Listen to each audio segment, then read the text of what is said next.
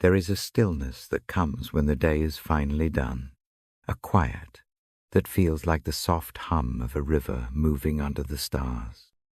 Can you hear it, the gentle rhythm of peace flowing through the night? Steady and calm, untouched by the noise of the world. That's how God's peace feels, like a river that never stops moving, never runs dry. You don't have to chase it. You only have to rest by its banks and let it wash over your weary heart. Take a slow breath in. Feel it rise in your chest. Then let it go. Let the rush of the day drift away with it. You've done enough. You've given enough. Now is the time to receive. Imagine yourself standing beside a wide, quiet river.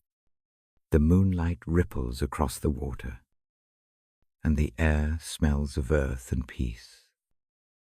You step closer, kneel down, and let your hands touch the cool surface.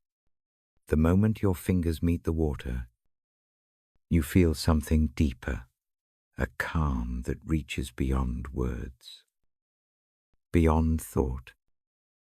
This is God's peace, flowing steady and sure, carrying away every worry you've held.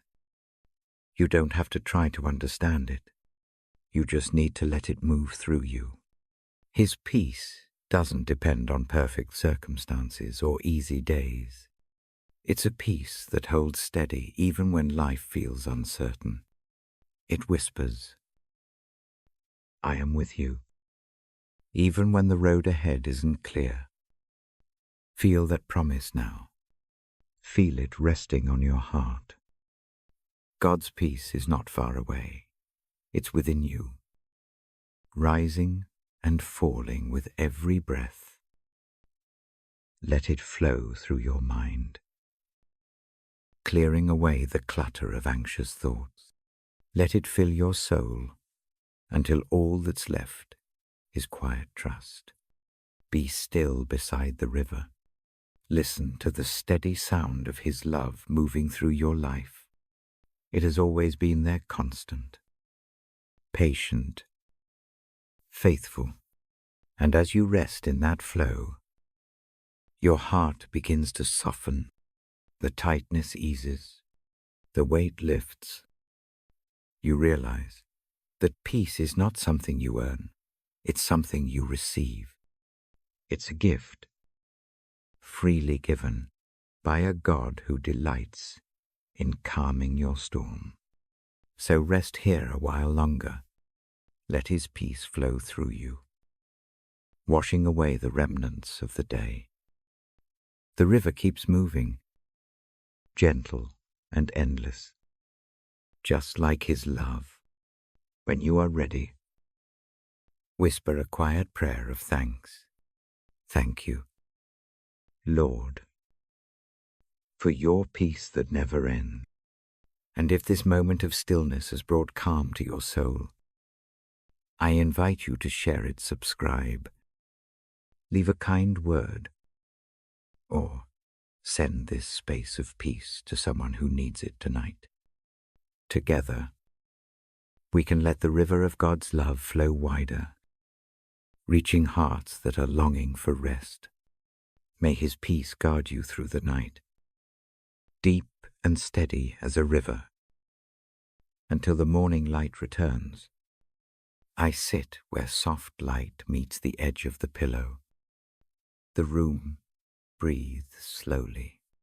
A lamp hums like a distant tide. I draw in a quiet breath, and I keep the next one long and easy. You do not have to change your position. You do not have to be anything but present. We share this gentle moment together. Let the day settle like dust on a shelf. Let small thoughts drift down and rest. The body loosens in the places that hold tension. The jaw unclenches. The shoulders drop away from the ears. Muscles that worked hard can be forgiven. The hands uncurl. A single exhale carries a weight you do not need to carry through the night. I speak softly. My voice is a lamp for listening. It is not loud. It does not hurry. Each sentence moves like a slow river. Each pause is wide enough for you to breathe into. You may close your eyes if that helps. You may keep them open and watch the dim patterns on the ceiling. Either way, attention becomes a gentle thing. Tonight, the words I bring are intended to rest the mind. They are meant to steady the heart. They aim to remind of mercy and of hope held in the quiet presence of Christ. No debate begins here. No proof is demanded, only a steady assurance. Like a hand laid lightly on a shoulder, I invite openness now, not exposure, not a spilling of secrets, just a readiness to receive calm. Imagine a small door inside the chest. It is simple and well made. It creaks when worry pushes against it. Let the latch lift. Let that door ease open a few inches. Fresh air enters. A soft light slips in. The door opens from the inside. By choice. No force is used. No performance is required. Breathe in. Notice the sensation of the breath. Breathe out. Notice the relief. Let each breath smooth a wrinkle from the brow. Let each exhale ease a tight thought. You are allowed to arrive as you are. The evening welcomes whatever you bring. There is no need to tidy up every feeling before rest. I will read tonight in a voice that moves slowly. I will paraphrase passages and share small reflections. The aim is comfort, not argument. I trace images from familiar scenes, a gardener tending a garden, a shepherd watching over a small flock, a light that refuses to go out in the face of darkness. These images do not lecture. They rest beside the bed. They sit quietly and remind Imagine a garden at dusk. The heat of afternoon has left the soil cool and forgiving. Water beads on leaves. The gardener moves with careful hands. No hurried pruning. No harsh judgment. Only careful tending. You are like that garden. The work done during the day is real. But the night holds a time of healing. Roots drink. Leaves settle. New growth waits without demand. Think of a path that winds through a field toward a small house. The house has windows with soft light. The path is worn by many feet. Steps are not perfect.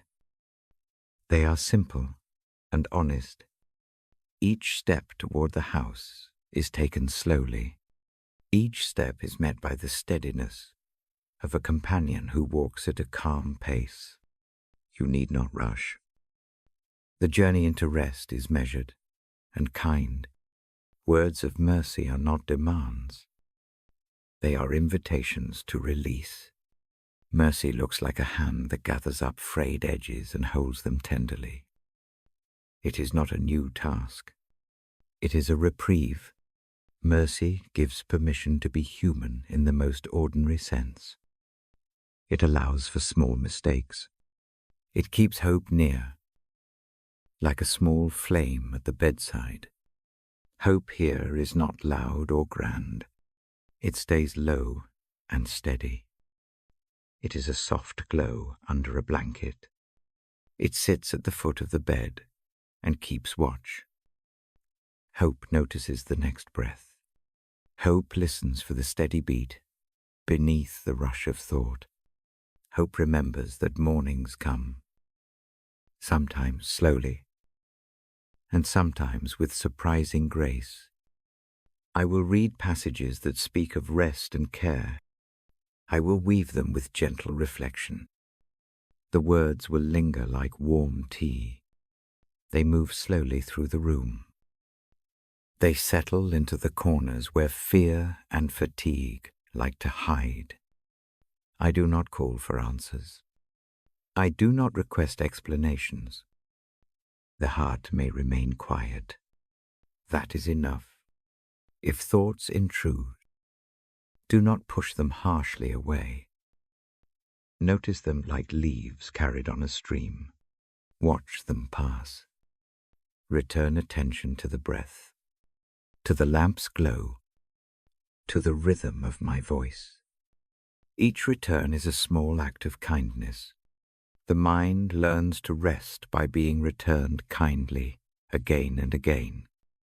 Imagine now a small child lying in a safe cradle. No fear lives in that space, only trust. The child knows the night will keep watch. The stars are distant but kind. Caretakers keep their vigil close.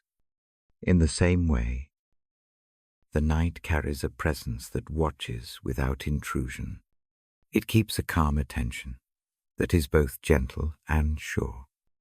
Sometimes the day leaves a residue of regret, a clumsy word, a missed connection, a task left undone. The evening carries a quiet medicine for such moments. It does not erase the memory. It softens the sharp edges. It allows for a simpler truth. We are enough for rest. We are allowed to set down what we cannot finish tonight. I will speak of promise, but not as a ledger of conditions. Promise appears like a path lit by a single candle. The flame does not judge where you walked earlier. It simply marks the way ahead. Promise speaks of chances that come with each new dawn. It is patience wrapped in light. Let the rhythm of the reading become your steady companion. Each paragraph is a small step. Each pause a soft place to land. The voice guides, but the stillness is yours. There is no requirement to understand every line. Listening is itself an act of rest. Remember to notice the body. Feel the points of contact with mattress and pillow.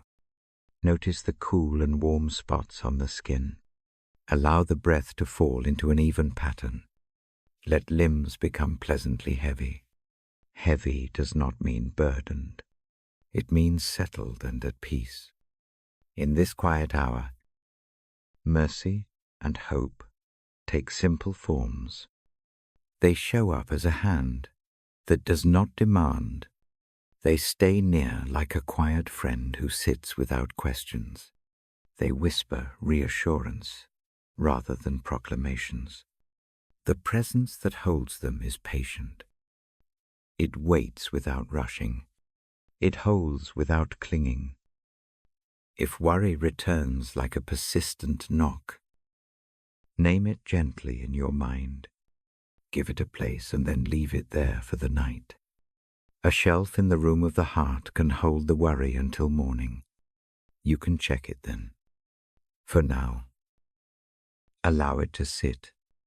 Trust that rest will not be stolen by the act of postponing concern. I read with an awareness that each listener carries a life.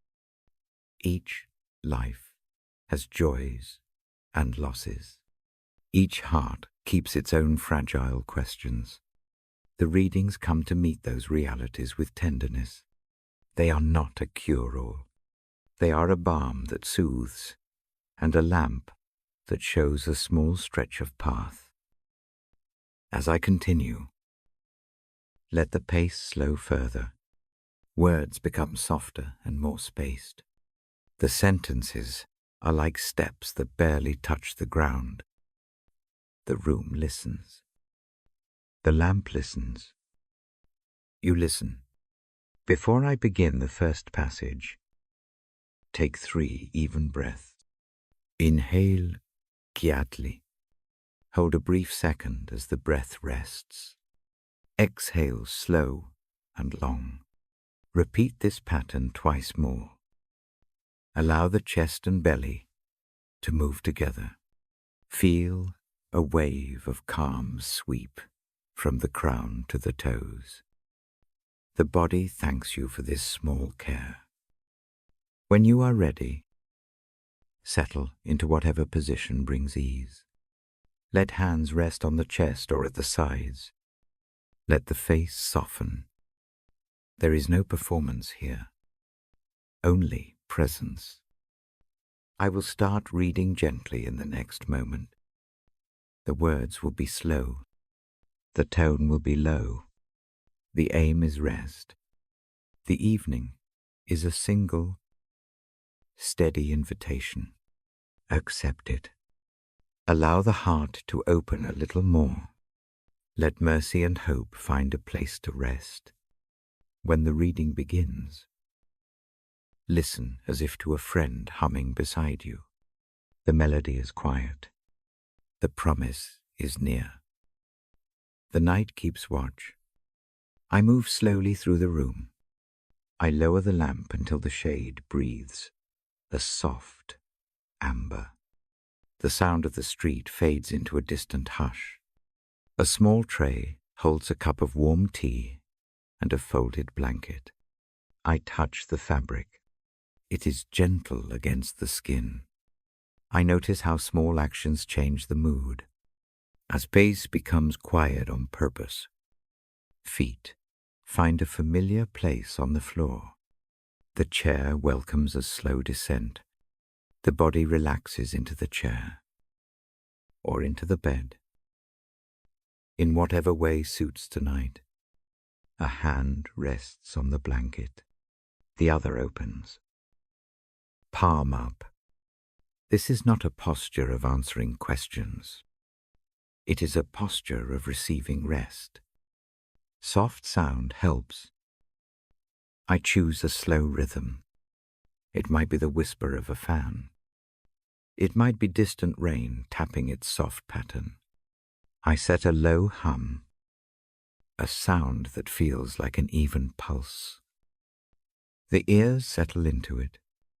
The mind follows. Silence still exists, but it becomes companioned by a gentle rhythm. Scent can be quiet medicine. Lavender breathes out calm. A hint of citrus can clear heavy thoughts. I do not insist on any one scent. I only suggest the presence of something mild. The nose remembers comfort. The evenings often speak in small smells. They tell the brain it is time to soften. Light is a careful teacher. Too bright, and the eyes hold on. Too dark, and the mind chases shapes. A lamp with a soft shade teaches a middle way. Shadows become soft edges. Faces in the room lose hard lines. The night becomes a room with a friendly curve. I unfold a short book of readings. It lies small in the hand. The pages do not glare. I do not ask for full attention. I read slowly. Each phrase is given space. I let the words sit on the air before turning the page. When I read the ancient lines that speak of rest, I offer them like a warm cloth. One passage, speaking of a faithful guide, shows the image of a steady keeper at the edge of a path. That keeper walks with light steps and a clear gaze. The guide moves so that feet can relax. I place that image here for you. It is soft and sure. It does not hurry. It knows the small names of each stopping place. Another passage speaks of invitation.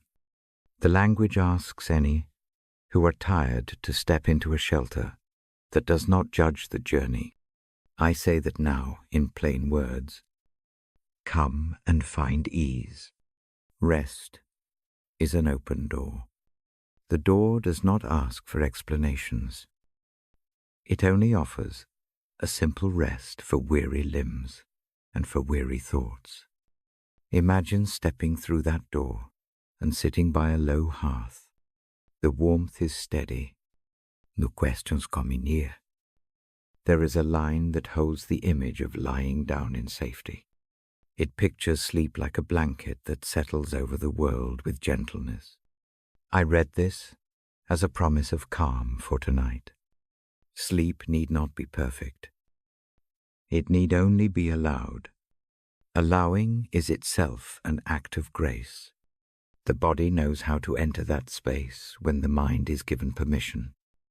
As words move across the room, the chest softens, breaths lengthen by small degrees. I count no prescribed number. I only let the rhythms slow naturally. One breath comes in. It is a quiet action. One breath flows out. The exhale carries away a small tension. The shoulders ease. The jaw loosens. The neck becomes less busy. I ask the listener to imagine a harbor at dusk. Boats rest against gentle currents. Each vessel rocks without striving. The harbor keeps watch. Small lamps blink at the masts. There is no hurry to set sail.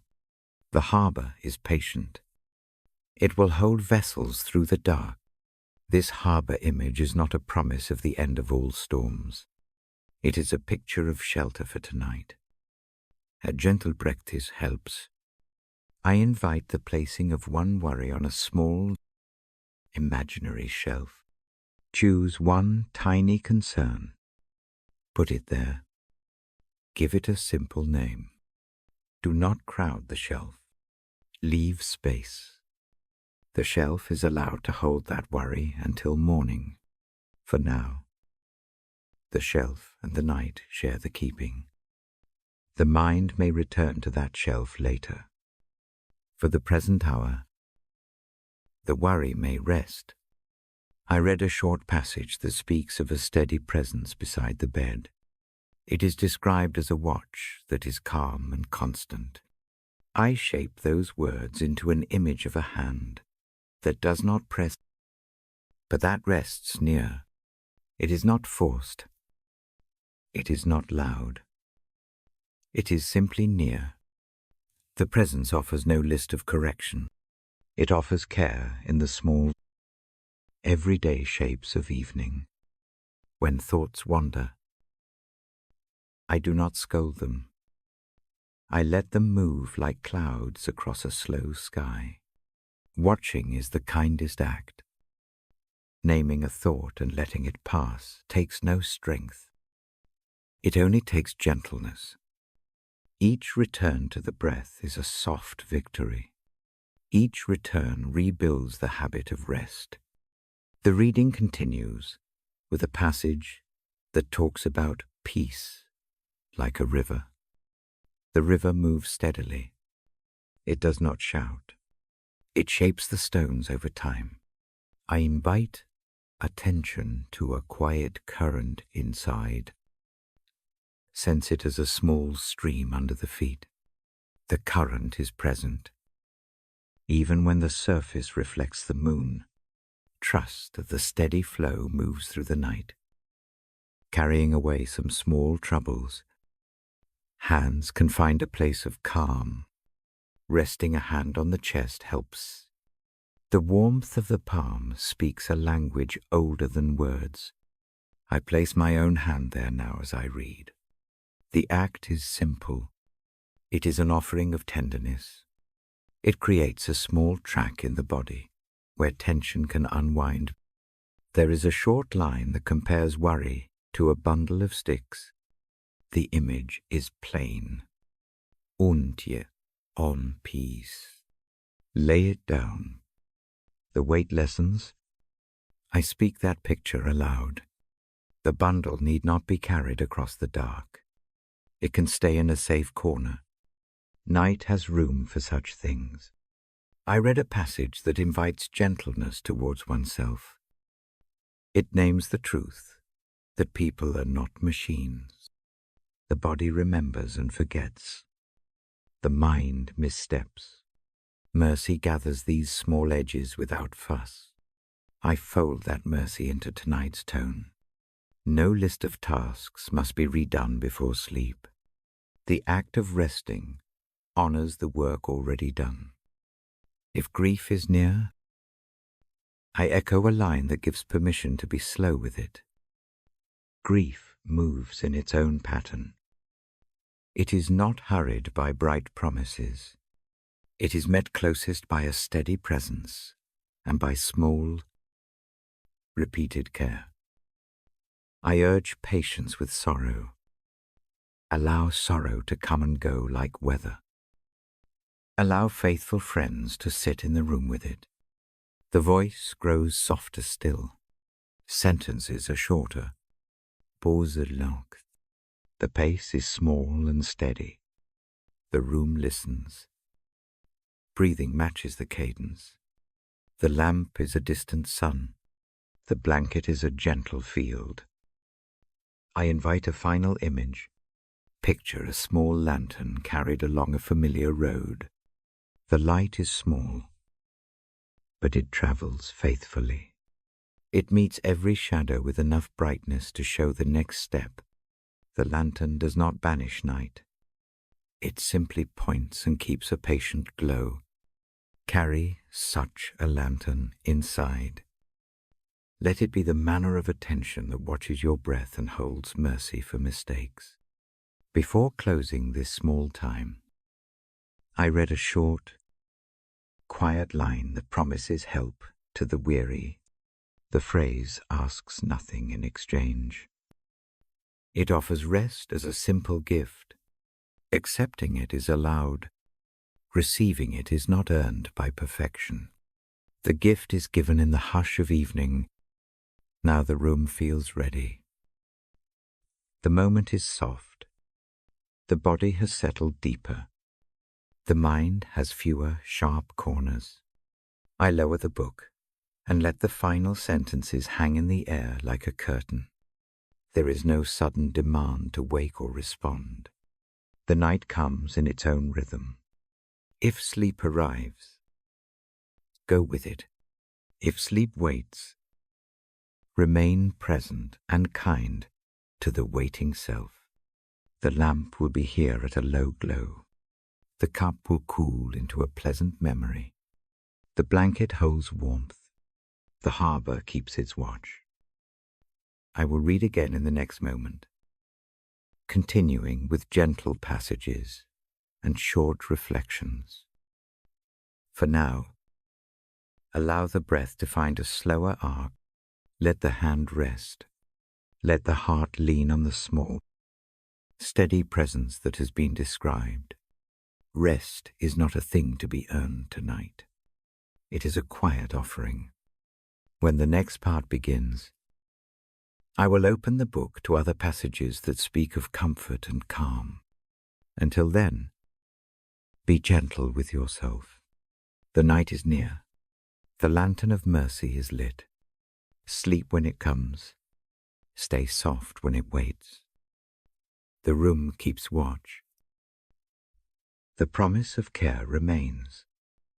I lower the lamp until the room holds a warm, white hush. A slow melody moves on low volume. The notes are soft and steady, like footsteps in a distant corridor. The air feels a little cooler at the temples. A blanket folds itself around the legs. A small clock breathes time quietly. In this hour, the world seems to slow by choice. This is the part of the evening that announces rest. The light keeps its shape, but softens its edges. The music keeps a gentle pulse, not to fill the silence, but to companion it. The whole space leans toward calm. I notice how the simplest changes prepare the body to be still. A lamp dimmed. A sound dropped in level. A chair that welcomes the weight of the day. Each action is a small kindness. I remember the night texts I read to myself long ago. They spoke of a presence that does not hurry. The lines taught that rest is not a prize earned by effort. It is a place to enter. Tonight, those words come again in a voice moved to quiet. The Bible offers many images of rest. I read those images slowly, and then breathe with them. One passage gently says that the mind may find peace when worries are turned into simple prayers. The passage encourages a laying down of anxious thoughts, not as a demand, but as an invitation. It suggests naming a single worry and handing it over. The act itself is small. The rhythm of prayer becomes like a tide that carries noise outward and leaves a clean edge behind. I breathe with that image now. One inhale draws in calm. One exhale releases a small concern into the night. Another line tells of a care that watches through the dark.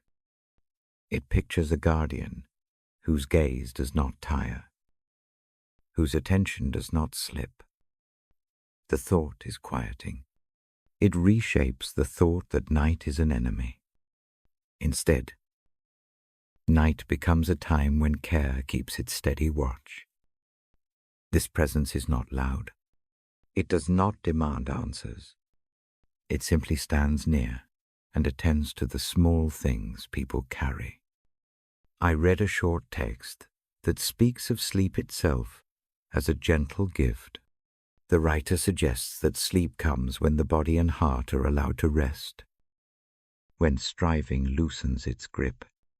It is framed not as an escape, but as a necessary healing. The words move like slow rain. They remind that the work of the day finds completion in the rest of the night. There is no need to chase perfect sleep. Permission to sleep is enough. Visual images help the ears follow. Picture a quiet room with curtains barely stirred. A small book rests on the nightstand. The book is safe to open and safe to close. A chair is unhurried. Eyes find shelter in the dim. The scene lets the shoulders fall. The jaw releases. The breath finds a longer and softer line. I read an invitation from the scriptures that offers rest to those who are burdened. The invitation is not a list of rules. It is a simple reaching out with open hands. The voice that speaks in the text is patient and steady. It knows the shape of tiredness and the contour of grief. It asks only for arrival. Simply coming is enough. The passage gives the heart permission to lean, not to carry. There is a line that speaks of peace, that guards the heart like a quiet sentinel.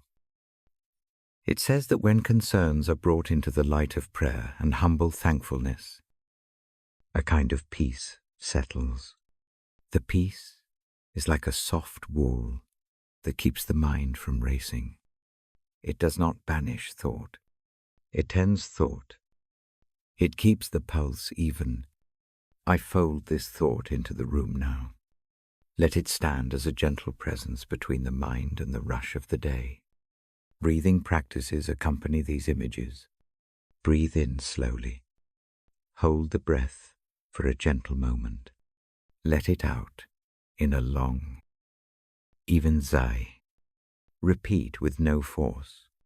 Let the body find its own measure. Each cycle becomes a small step down from tension. The hands relax. The face opens. The scalp and the jaw let go. Little by little, a passage reminds that mercy is nearer than a distant shore. The scriptural voice often returns to mercy as an everyday thing. Mercy arrives in small acts, a forgiven thought, a hand that steadies, a moment that says it is enough for tonight. Mercy is not loud. It does not arrive with a trumpet. It comes like a soft folding of a blanket over tired shoulders. Let that image settle in the chest. For those who carry loss, the evening texts do not diminish the ache. The words allow grief to be slow. Grief may demand time without hurry. The text suggests gentle attention. Name the weight. Allow it to rest. Do not force brightness on the sorrow. Instead, let companionship and the steady presence of God be the small room in which grief can breathe. The night provides space for sorrow to be held. I read a short phrase that speaks of guidance along dark ways. It imagines a steady light, not a blaze, but a small lamp kept near. The lamp does not erase the dark. It gives enough to find the next step. Carry that lamp within. Let it guide attention back to the breath when the mind wanders. Let it point toward mercy when guilt nudges the heart. The lamp is patient. It will be there when eyes open in the middle of the night. One tender passage suggests looking at the body with gentleness. The body is not a machine. It is a companion that sometimes slows. The text calls for rest as a good thing for the body. It recommends simple care, a cool cloth on the forehead, a slow walk the next day, a word of forgiveness to the self. These small acts honor the night's work of repair. As the reading continues, the music thins into a distant thread. Sound becomes a companion rather than a push. The lamp near the bed hums low. The book sits quiet in the hand. The voice that reads becomes a steady tide, softening words as they touch the ear. Sentences grow spare. Pauses lengthen until silence moves into them like a gentle friend. There is a sense here that rest is a practice. It is not always easy. It is learned through repeated small returns to calm. The mind will wander. Each return to the breath is an act of mercy toward the self. Do not be hard on the wandering. Welcome it back. Each small coming home trains the heart. I place my palm lightly against my own chest as I read these lines. The warmth means little at first, then it becomes a steady signal of presence. The act is simple and quiet. It says something holds. The hand does not fix everything. It only reminds that the body is cared for. The small pressure at the sternum becomes a point of contact with the night's peace. A final short text I read tonight talks about hope as something that does not demand brightness. Hope is patient. It keeps a small fire that does not consume. Hope notices one more breath. It waits for the morning in a calm way. The passage invites resting in that slow hope. It is not a promise of immediate change. It is a quiet assurance that dawn will come with new chances. When the reading settles, the room is softer. The chest breathes in longer lines. The hands are still. The lamp sends out a last low glow. The music becomes threadbare, almost woven into the quiet. A final practice feels right. Name one grace of the day. It can be tiny, a warm cup, a brief smile, a small kindness. Hold that grace like a smooth pebble in the palm. Let it be the heart's small proof that mercy appears even in ordinary hours. The part draws to a close, not with sharp command, but with an invitation to remain gentle. Rest in the company of a steady presence. Allow mercy to settle into the unfinished edges. Let hope keep its low light. The reading stops. The words float like soft leaves on a slow stream. I will return with more readings in the next part. For now, let the room keep its hush. Let the breath find an even arc. If sleep comes, follow it without guilt. If wakefulness lingers, keep the lamp low and the heart kind. Night tends well to the patient and to the wondering alike.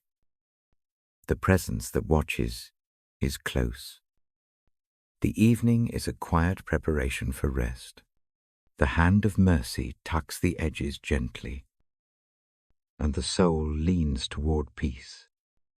I lower the lamp a fraction and let the light soften further. The room deepens into quiet. My voice moves slowly as I open the page to a line that asks something simple. The teaching says that forgiving others is a way of opening the heart to receive mercy. It connects the letting go. We offer to the letting go. We are given. I read that teaching in plain words. Forgiveness is not a demand. It is a practice of release.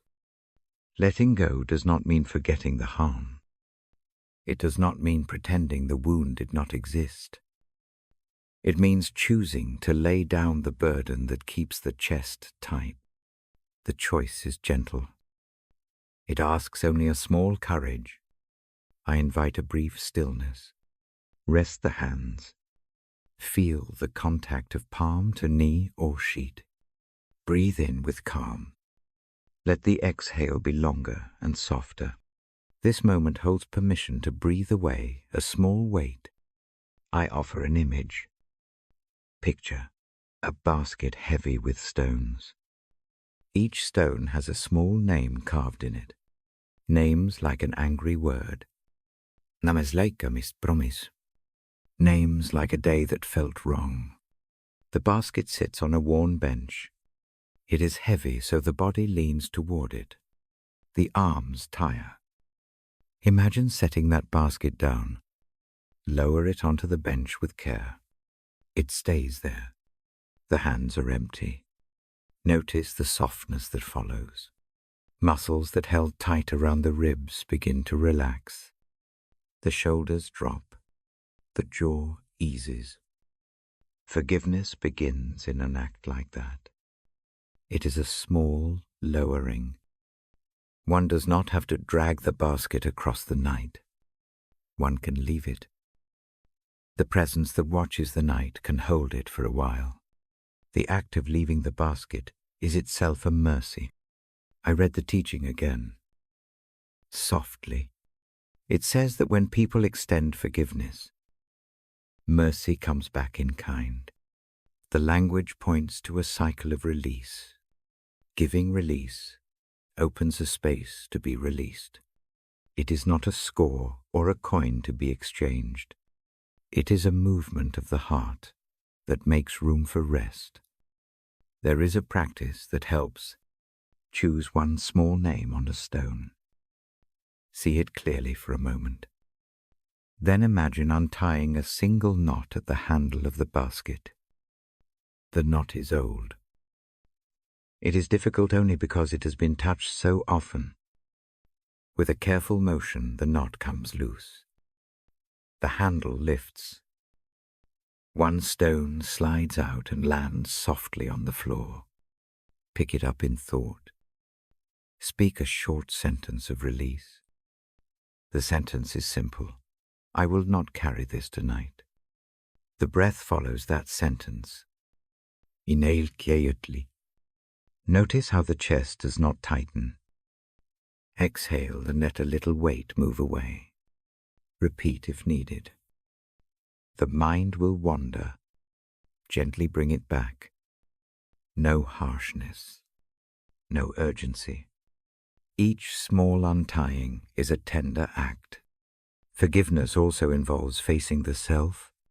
Sometimes the hardest stones are the ones held there by our own hands. Regret and shame can be fierce gardeners of the basket. I invite a kind look toward those stones. Sit with them a moment without blame. Speak to them the same simple sentence. I will not carry this tonight. The act is not dismissal of responsibility. It is an offering of rest, so that repair can happen without exhaustion. There is another image I like. Picture a shallow stream near the house. Leaves drift on the surface. Tiny currents move them along. Place a small paper boat in the water. On the boat, write one hurt you hold. Let the current take it. Watch the boat twist. Lead. And then go past the bend. The river does not judge the boat. It only carries. Notice the relief that comes even as the boat grows small in the distance. Practical forgiveness is gentle. It may look different in each life. It might be a quiet word to someone in the morning. It might be an action of kindness to a person once avoided. It might be a decision made only internally, to stop retelling the grievance. The forms vary. The effect is similar. Space opens. Tension yields. I read a line that frames forgiveness as a habit. Habits grow by repeated small acts. A hand laid down once is forgiving. A hand laid down again becomes easier. Over time, the shoulders remember ease. The mind keeps fewer sharp edges. The heart learns a new posture. This is not a race. It is a slow practice. I also name the reality that some wounds are heavy and complicated. Forgiveness rarely erases the consequences. Sometimes healing is a slow set of small mercies stitched over time. Be gentle with the pace. Allow caring people to keep company. Allow time for practical steps that protect and heal. Forgiveness does not require foolishness. It requires wisdom and tenderness. Wenn Enge flies, a simple pause helps. Take a breath that is longer than usual. Name the feeling in mind without elaboration. Then imagine the basket again. Lower it one notch. The act is small. It does not do all the work. It begins the pattern of not carrying everything at once. I press my hand lightly to my chest as I speak. The warmth is a reminder that presence is close. The gesture is quiet and steady. It says something holds you that is larger than the struggle. The touch is not a fix. It is a gentle witness. Forgiving others frees space for mercy to enter. Mercy arrives like night rain that softens the earth. It does not wash away the roots of grief. It makes the soil ready for gentle growth. When mercy touches a tired heart, a small calm settles in the bones. Breath becomes less guarded. I read another small paraphrase of the teaching. It suggests that forgiving is a kind of rest. When the mind stops rehearsing every wrong, it rests. When the body releases the clenched fist, it rests. The rest does not tell us everything will be perfect. It tells us that carrying every slight through the dark is not required. There is a practice for forgiving in waking moments. Each morning, name one small thing to leave at the threshold of the day. Picture the basket there, waiting. You do not have to pick it up right away. Carry the next step lightly. At night, if a memory returns, tend it to a candle and say the quiet sentence that releases it. The repetition trains the mind kindly. Be mindful of harsh self-talk. Replace sharp judgments with softer questions. What would mercy say to this fatigue? What would patience ask? Try answers that include tenderness. The mind learns new language when it hears it over and over. I invite a short moment of silent offering. Ask for the courage to lower one stone. Ask quietly for the willingness to be forgiven as well. The asking is not bargaining. It is a simple opening. Keep the voice low in the chest. The night listens well to small petitions.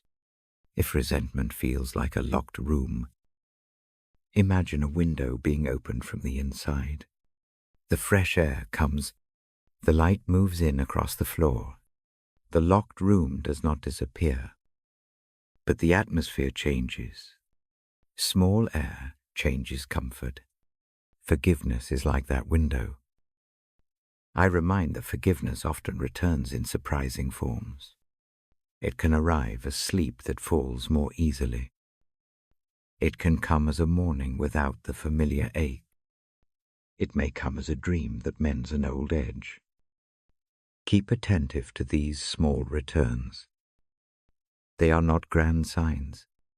They are quiet proofs. I close this part with a short invitation. Choose one small thing to release tonight. See it clearly. Place it on the bench or in the boat. Take a breath and lower it with care. Allow the chest to soften. Notice the small shift when a burden is set down. Stay with that change for a few breaths. Let the shoulders find a new measure. When the practice ends, fold your hands in a way that feels restful.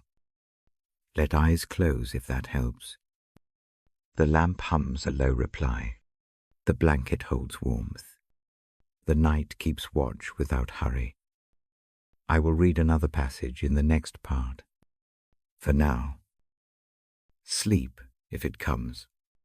If sleep waits, remain gentle with the waiting. Forgiveness is a way toward rest. It need not be sudden. It grows by small acts repeated in a patient rhythm. Tonight, begin with one small lowering. Let mercy do the rest. I settle deeper into the chair. The lamp breathes a softer glow. My voice is slow and careful. I open the page and let the words find their way. Tonight I hold a line that speaks of an enduring care. It says simply that love reaches back through every year and remembers. The tone is steady. It comforts like a warm hand. I name that love as everlasting because the image helps the heart stop racing. It is not a love that runs out with the day. It remains steady through seasons. Think of a long shoreline where tides return in calm, reliable rhythm. Each tide brings a small replenishment. The shore knows the return.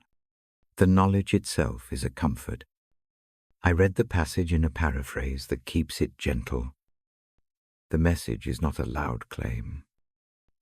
It is the quiet says of a caregiver who looks over time and holds a memory of care. When that truth settles, forgiveness takes on a new shape. Forgiveness becomes not only a choice, but a response. It is a way of replying to a love that has already forgiven much. Picture a hand reaching across a small table. The hand offers a cloth to wipe marks away. The gesture is unhurried. It does not shout. It simply cares. That is how everlasting love moves toward the weary. It does not tally every misstep. It keeps a memory of belonging instead. Forgiveness is easier to practice when such a love is known. When wounds are raw, the mind can spin toward anger. Old habits want a ledger. The lamp in the room reminds that a gentler path exists. One can choose release. One can choose to set down grievances like small stones. The act is not denial. It is a pragmatic kindness. It frees the chest to breathe. This love shows itself in small, everyday ways. A softened word, a patient listening, often offered when confessions come late at night, a presence that does not demand explanations. Those gestures teach the heart how to forgive. They act like quiet lessons. Repetition is their tutor. I invite a practice now. Close the eyes if that brings ease. Breathe in slowly. Let the breath rest a moment. Breathe out long and gentle. Picture a candle on a windowsill. The candle's flame does not judge the smoke. It simply keeps offering light. Imagine that light as God's steady regard. Let it wash across one small memory you carry. Watch the memory soften in the candlelight. Lower the weight of the memory by one small degree. Forgiveness grows from that lowering. It begins with one tiny act, a decision not to speak, a harsh thought again tonight. Not a grand reconciliation, not a full forgetting, just a refusal to rehearse the hurt. The heart learns to rest when it does not keep casting the wound in the same bright spotlight. I tell a short story to show the shape of mercy. Years ago, I walked beside an old man who tended a garden. He spoke little. He pulled the weeds with the same hands that planted the seeds. He treated both tasks with the same care. When asked how he showed grace to the plants that tore at the roots, he said that the garden needed space to breathe. He did not pretend the weeds were the same as the flowers. He only gave each its place. Mercy, he implied, was measured. It cleared space so the good could grow. Forgiving another is similar. It does not erase harm. It clears a place in the heart for growth. The heart can then turn toward what nourishes. That turning is a healing movement. It is not instant. It is gradual, but it is steady.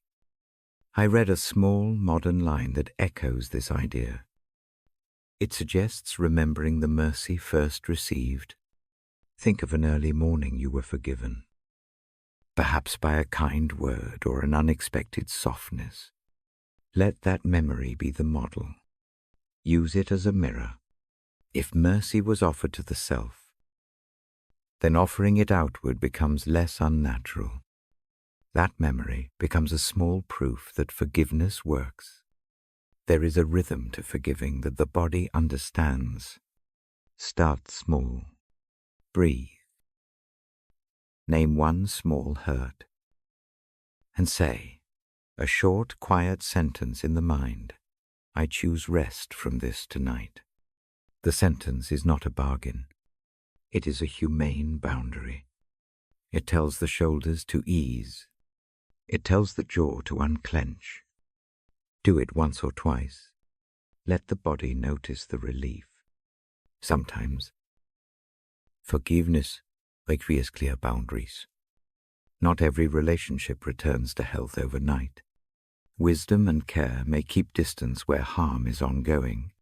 Forgiveness can live alongside prudence. They are not enemies. Forgiveness frees the inner room. Boundaries protect the outer life. Both can be held with tenderness. The most tender part of this message is that forgiveness mirrors what is already given. The text I read says that love remembers and seeks the beloved. It forgives out of a long-sighted care. When one opens to receive that care, the impulse to answer with forgiveness grows natural. It becomes, in a small way, a thank you for the mercy first shown. Imagine now a small harbor. Boats are moored and quiet. One boat once got scraped by a careless tide. The harbor did not punish the boat. It kept it steady, until repair came. The harbor's patience is like everlasting love. It keeps a place for broken things until they mend.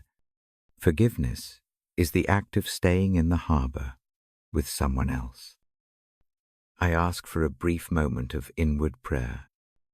No loud pleading, no long lists, just a simple word of willingness. Offer the willingness to let go of one small grievance. Ask for help to see the person involved as a human who also stumbles. This request is a small opening. It costs little.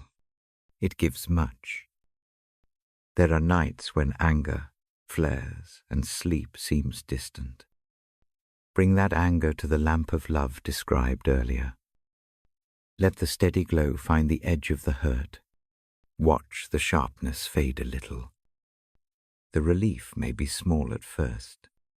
It may come in small degrees. Keep returning the hurt to the lamp. Each return is an act of mercy. I place my hand over the heart as I speak this. The warmth is an anchor. It is a reminder that attention itself can be kind. Forgiveness begins often in small gestures of attention. To look at the pain without hunger is to begin forgiving it. Listen for the quiet returns of peace. A lighter step in the morning. A night where the mind does not replay old scenes. A dream where a conversation goes gentle. These are modest gifts. They do not demand announcement. They signal slow repair. Forgiving also opens the way to trusting love again. It does not force trust where danger waits, but where relationships are safe to mend. Forgiveness repairs the thread between two people. It becomes a bridge, not a rope that strains, a steady plank walked slowly. I encourage choosing one small stone to set down tonight. See it in the mind. Place it on the bench beside the basket. Leave it there. Breathe once. Feel a small change. The shoulders are a fraction less tight. The breath is a touch longer. Rest becomes more possible. This is not the end of the work. Forgiveness often needs repetition. It may need conversation in daylight. It may need quiet repairs in time. But tonight, begin with one small lowering. Let the memory of love that does not end be your reason to try. Let the idea that love holds through every season give courage. Before closing, imagine a long line of lamps along a path. Each lamp is steady. Each one remembers to shine. Walk with their light in mind. Let them guide steps toward gentleness. When sleep comes, carry one lamp inside. Let it watch while the mind rests. I will read more in the next part. For now, keep the small easing in the chest. Leave the stone on the bench. Let the lamp of enduring love warm the room. Allow peace to grow in quiet. Like moss on a stone, sleep when it comes. If it waits, remain patient and soft. The night keeps watch, and love keeps its steady light. I lower the lamp a little more. The light thins to a soft crescent. My voice comes slow and steady. The book rests open in my hands. In this part I speak of rest that is found in a steady presence. I read a line that has comforted many. My soul finds its rest in God. Help comes from that quiet place. I say this simply, and then I breathe with it. Rest here is not a performance. It does not require lists to be finished or answers to be known. It is a gentle invitation. Imagina the well. The well keeps cool water even on hot days. The water does not hurry. It waits. When thirst comes, the bucket drops and finds what is steady below. That is the kind of rest I describe now. It is a resting that comes when the heart finds a steady depth to draw from. I paraphrase the ancient line in plain words. My inner life can be still in God. Safety and help come from that stillness. I place the words like a soft stone in the palm. The stone is warm with use. Hold it for a moment. Notice how its weight is constant. The stone does not shift with every gust. It sits sure and quiet. Breathing helps. Breathe in slowly. Let the breath fill a little deeper than usual. Hold the inhale for a small beat. Breathe out long and even. With each exhale, imagine the chest easing onto that steady stone. The body yields. Muscles that hold the day's tension loosen. The belly becomes soft. The shoulders move down a notch. I paint a simple image of refuge. Picture a tall rock on a wide plain. Wind comes and goes. Shadows change. The rock keeps its place. Birds may rest on it. Children may lean against it to rest their tired legs. The rock is not loud. It is firm. It keeps its shape through weather and time. Let that rock be a symbol of the presence that watches over the night. Rest in presence is about trust more than proof. Trust is an action quieter than thought. It is choosing to place a small worry down and step away. It is leaving a question at the bedside instead of holding it under the pillow. To practice, name one small concern in the mind. Give it a short name. Hand it to the rock. Picture the hand opening and the worry sliding from the palm. Feel the release, however small. There is a gentle practice I offer. Now, imagine a narrow plank bridge crossing to a safe shore. Walk across it slowly. Each step is deliberate. With each step, say a short phrase in the mind here. I rest. Here. I am held. The words are soft. They do not seek to explain. They simply mark the path. Keep the eyes on the next small step, not the long distance ahead. The path is measured in the breath. I read another paraphrase that draws out the same idea. The text suggests that help is not a distant signal, but a close hand. Help arrives like a companion who walks beside the weary at dusk. The companion's pace matches the tired body. It does not hurry. It does not press. It simply keeps walking. Steady and calm. Imagine that presence near enough to feel the warmth of it, yet respectful of the space needed for quiet. Rest in this presence brings a kind of settled silence. It is not an empty silence. It is a listening silence. The heart can find room to breathe when the mind quiets its rehearsals. To reach that silence, practice a brief counting breath. Inhale for 4 counts. Hold for 1. Exhale for 6. Do this 3 times. No force. No striving. Let the rhythm be easy and familiar. There are nights when fear wakes stronger than rest. The mind lights small fires of what if. In those times, return to a single image. Picture a small lantern fixed into a stout post. The lantern's glass is clear.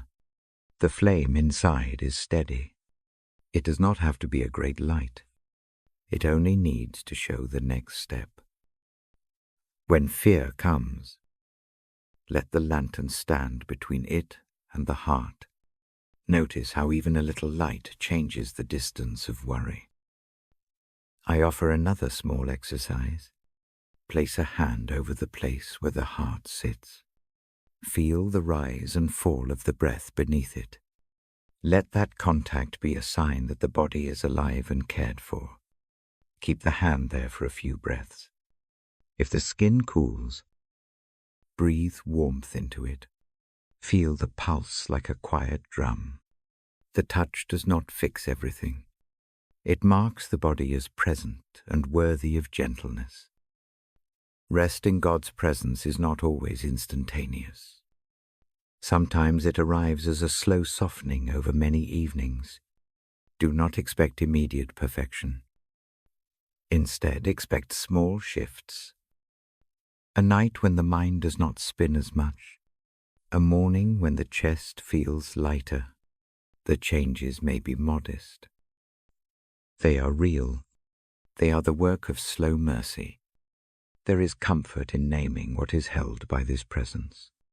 Name some things quietly of fear, an ache, a hope for tomorrow. Say them softly in the mind and place them like pebbles into a shallow bowl. The bowl is not fragile. It sits on a low table in the room of the heart. It can hold many things without breaking. Leaving concerns there for the night is an act of trust. I speak about salvation in a gentle way.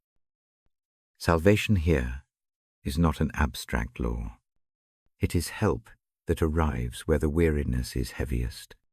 It feels like a steady hand on the shoulder when the spine wants to fold. Salvation provides a rest that is deeper than a pause. It is the body and the heart being given a place to be safe for a while. Let that idea hold without pressing for a full understanding. Let the eyes soften now.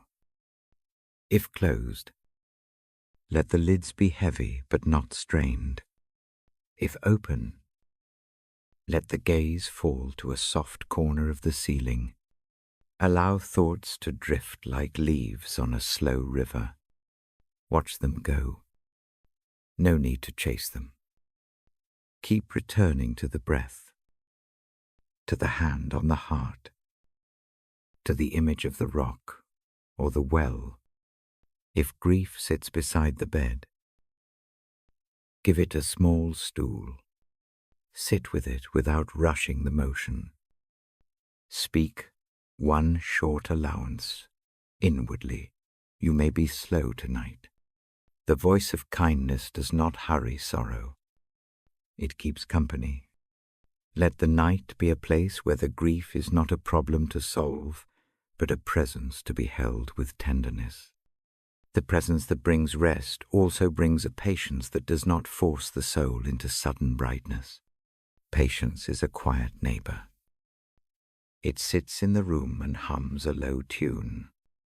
Let that tune fill the space when intrusive thoughts arrive. The tune is not a cure. It is companionship. It carries the assurance that morning will come. Even if the night feels long, I offer a final small ritual for this part. With the hand still resting over the rib cage, breathe in slowly and place a single short word in the mind. Rest. Let the word be a soft command to the body, not a harsh order. Exhale and feel the chest yield. Repeat once more. Keep the breathing easy. Let the words settle like a soft cloth. Now, let the mind settle around the steady presence described in the reading. Know that rest is available in that steadiness. It is not earned by doing. It is entered by yielding. The heart can place its weight down and be supported. Keep the hand on the chest for a few more breaths, if that feels right. When sleep comes, allow it to carry the body gently. When it waits, remain patient and kind. The same presence that offers rest tonight will be near in the morning. There is no need to carry every question through the dark. Place one small worry on the imagined rock or into the well. Leave the rest for another hour. I lower the book and let the last sentence hang like a soft bell. The lamp breathes dim. The room listens. I will read again in the next part, with passages that continue to hold attention in calmness. For now, accept the invitation to rest. Let the steady presence keep watch while breathing eases. The night is gentle. Rest is near. The night comes with a hush that remembers things. A difficult season once pressed close to the ribs. It was not a single storm. It was a long series of small storms. Letters arrived with heavy news. Plans shifted and fell away.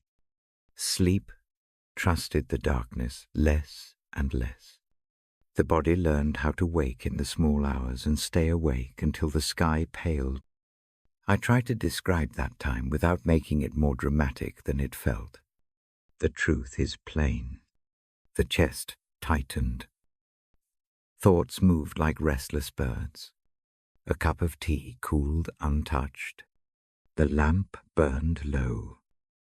But the mind kept a bright, intrusivi glare. I learned every minute of the night. Each one felt long. Books and lists helped a little. Practical things eased some edges. Yet nothing settled the particular ache in the soft places of the heart. There, worry made its nest. It spoke in quiet, repetitive phrases. It rewound the day and replayed it with new sharpness. I tried to be kind to myself. Kindness was sometimes a small, fragile thing. One evening I reached for the Bible not as a study, but as a companion. The act felt simple. The book was near the chair. Fingers found a page without thought. I read slowly. I did not search for grand words. I took the lines that felt like a small hand on a weary shoulder. The words were not magic. They were steady. They met the exact shape of my tiredness. The practice began as a habit. I read aloud in a low voice. Sound moves differently when spoken. The syllables fall into the air and do not only live inside the head. Saying the words softened their edges. The chest eased by the measure that the breath lengthened. At first, the words did not change the night. Some evenings the voice trembled. Some nights the mind still circled anxieties like moths. But slowly a small shift happened. One particular phrase settled beneath the ribs, like a small stone warmed by the sun. It did not erase the worry. It changed the distance to it. The worry no longer sat pressed against the sternum. It sat a hair's breadth away. I made a small ritual. The lamp sits low. A cup of tea steams softly nearby. A card holds a single line written in my hand. That card lives on the nightstand. When sleep fails, my fingers find the card. The breath quiets as my eyes trace the words. The voice moves the same phrase out into the room. The sound is steady. It acts like a bridge between the restless mind and a gentler place. I do not claim sudden healing. Nights still come that are long. There are returns of old fear. Yet the habit trains the heart. Repetition softens the raw edges. The body learns to follow the voice into deeper spaces. The practice becomes a small faith muscle. It grows by gentle use.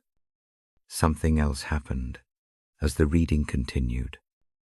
The act of speaking the words aloud shifted the relationship to them.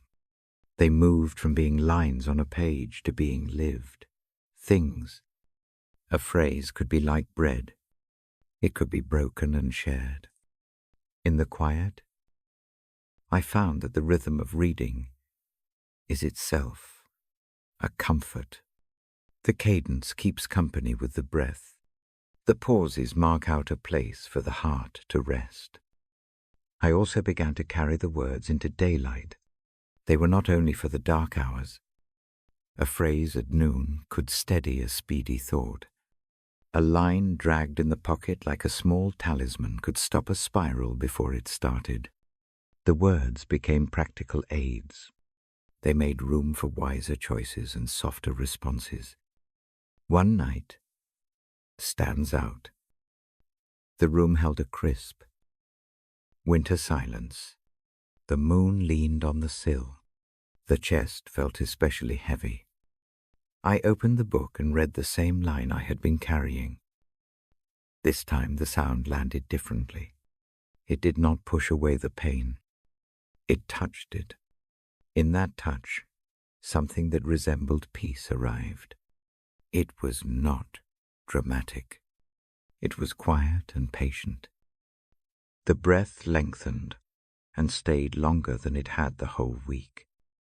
From then on, the habit became also a gift to others. I began to read aloud for friends who could not sleep. I read for people who sat in waiting rooms late at night. The act of reading together made the words multiply their effect. Shared sound creates a small community in the dark. The loneliness that sometimes emboldens fear finds a softer answer when joined by another voice. This is why I read to you tonight. The book is close. The lamp is low. The voice is the same hand that learned the quiet. I read slowly because speed scatters the comfort. I choose lines that fit the small openings of the evening. I do not promise that every night will be easy. I promise that words read in a steady way can change the shape of a hard hour.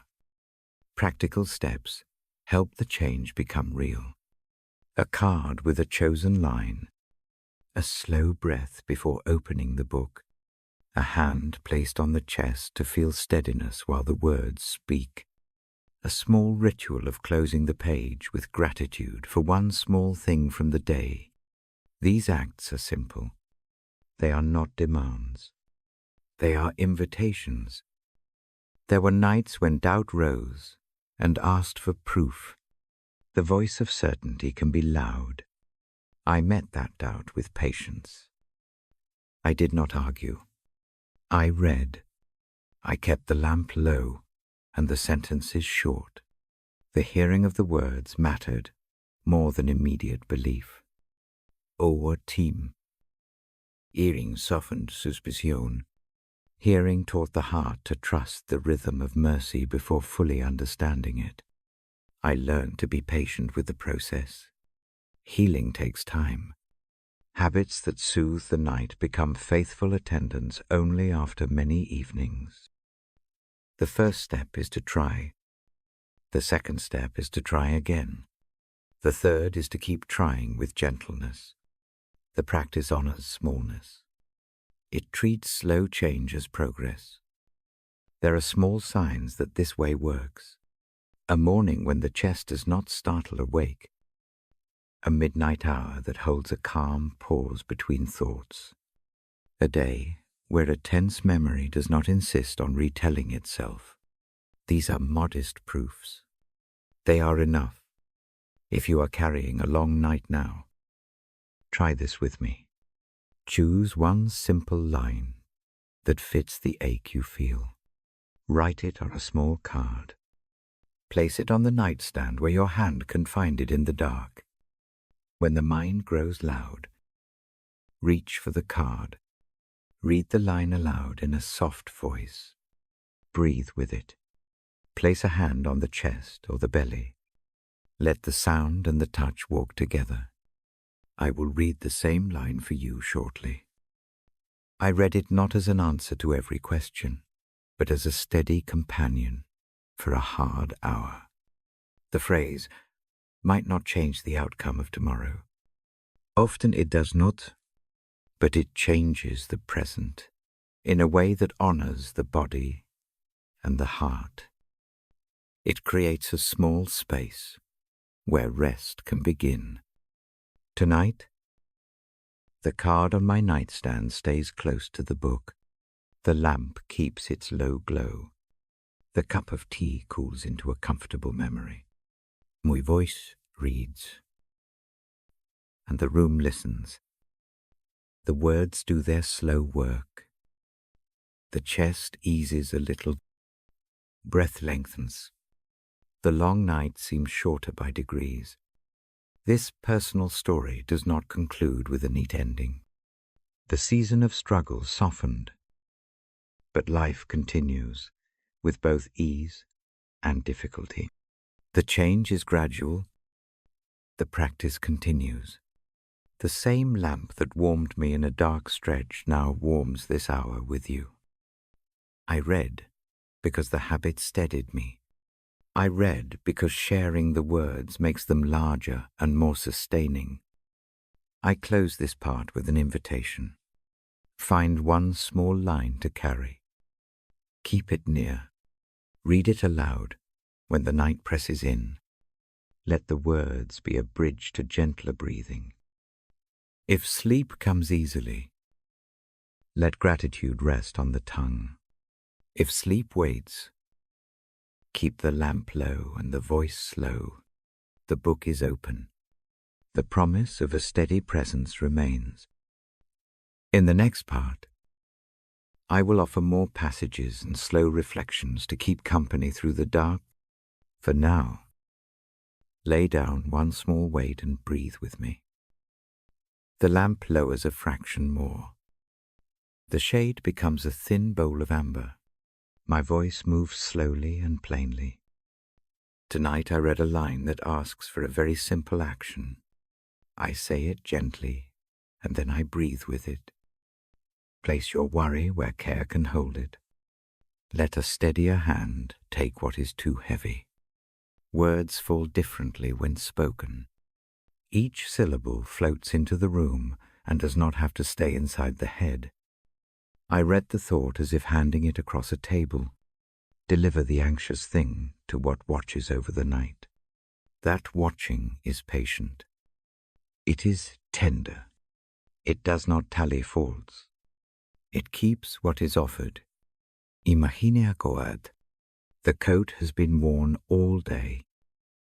Its fabric has absorbed sweat and thought. The shoulders ache under its weight. At the door hangs a peg. The peg waits. Take the coat off slowly. Fold it over the peg with care. Let the shoulders unclench. The room cools. The body remembers how to relax when the weight is gone. This is a small ceremony. It costs nothing but an honest motion. The mind often tightens as if the coat must be kept on for protection. Try the small act of letting it go for a while. I ask for a quiet breath. Breathe in. Hold for a soft beat. Breathe out long. And even name one worry in the mind. Do not turn it over like a sharp stone. Give it a short name. Say the name in the head. Not loud. Not loud enough to wake a neighbor. Then picture a hand far steadier than the own. Imagine dropping the named worry into that hand. Watch the fingers close. Feel the subtle easing in the chest. Casting burdens is not an erasing of memory. It is not pretending nothing occurred. It is a choosing to put a weight somewhere else for the night. Healing often needs rest before it can begin. When the body is exhausted and the mind is tight, the work of repair cannot do its task well. Place the hard moment where care can tend it. The rest you take is part of the mending. There was a night once when the chest felt full and loud. The mind rehearsed every small worry like a film on loop. The lamp seemed too bright. The air felt thick. I found a small piece of paper and wrote one line on it. The handwriting was shaky. The single sentence named the core of that worry. Then I folded the paper into a small boat and set it on the windowsill where a soft draught passed. The boat did not travel far. It only needed to sit outside the palm of my hand. Watching it there, slightly bobbing, created a tiny distance. That distance made room for a breath that was not so crowded. The action was not dramatic. It was plain and quiet. It changed the immediate shape of the night. A different image rests well tonight. Picture an old carrier pigeon, calm and unhurried. Give it one small note. Trust that the note will reach a safe keeper. The pigeon does not ask for proof. It does not search for reasons. It only flies, faithful to its task. Let the imagination carry a worry to a keeper who does not sleep. Know that such faithfulness is steady and constant. Casting burdens also means naming limits. No one can carry everything. Limitation is not failure. It is part of being made for care, not for endless holding. When hands open, something else can hold. The opening itself is an act of honesty and of trust. It is a movement toward rest. I say that the care is not distant. It stands near. Picture a lantern placed just outside the tent. The flame is small, but near enough to be felt. Its warmth is not harsh. It simply keeps a circle of light that allows for softer breathing. Let that lantern be a symbol for tonight. The lamp on the table is a friend to the eyes. The lantern beyond the tent is a friend to the heart. Both are enough for now. There is a practical step I offer.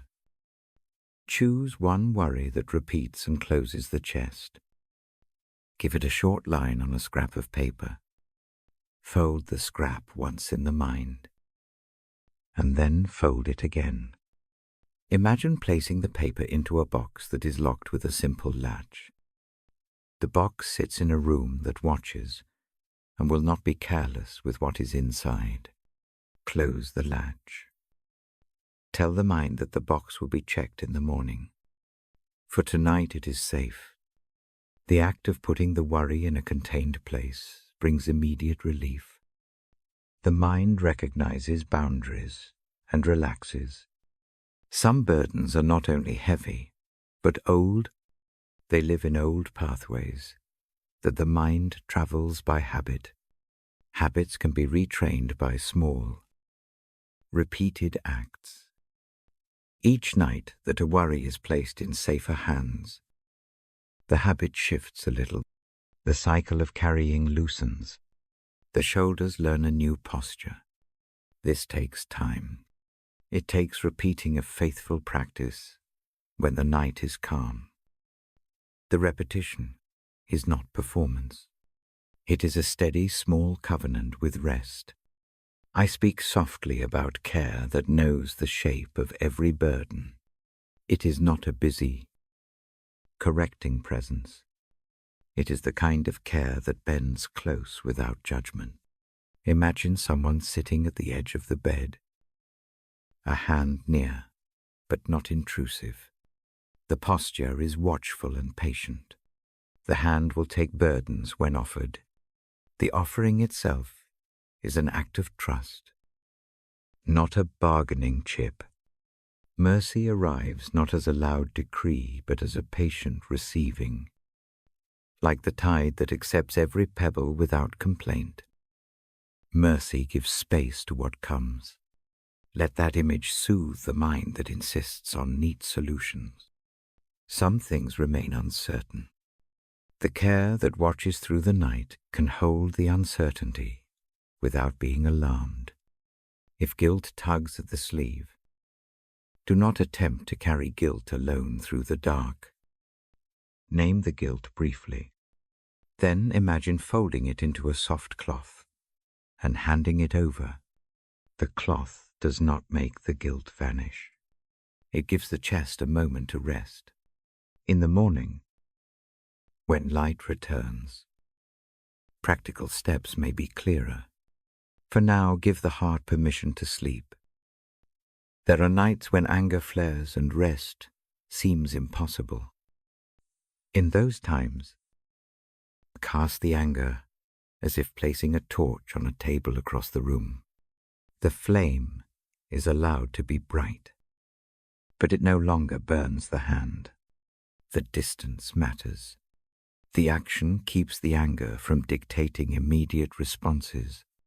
Distance breeds perspective. Perspective can make gentle repair possible later. I notice how the breath deepens when a small burden is handed over.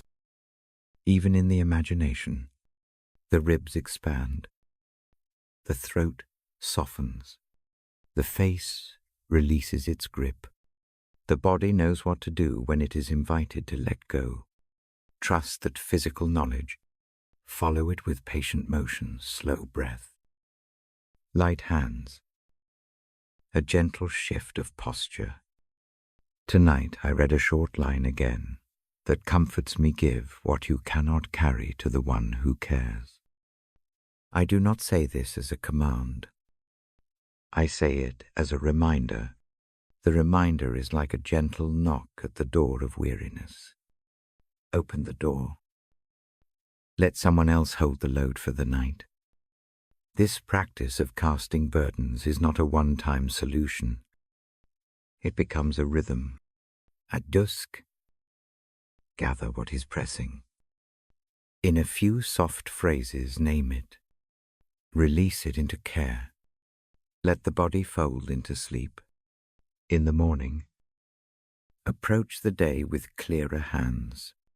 Some tasks will require action. Some pains will still be real. But the night is a place for repair. Use it as such. Place a hand over the heart now if it helps. Feel the beat beneath the palm. Each beat is steady. Each one is a small proof that life continues, even when worries crowd the mind. Rest is not denial of the beat. It honors it. Let the palm offer warmth.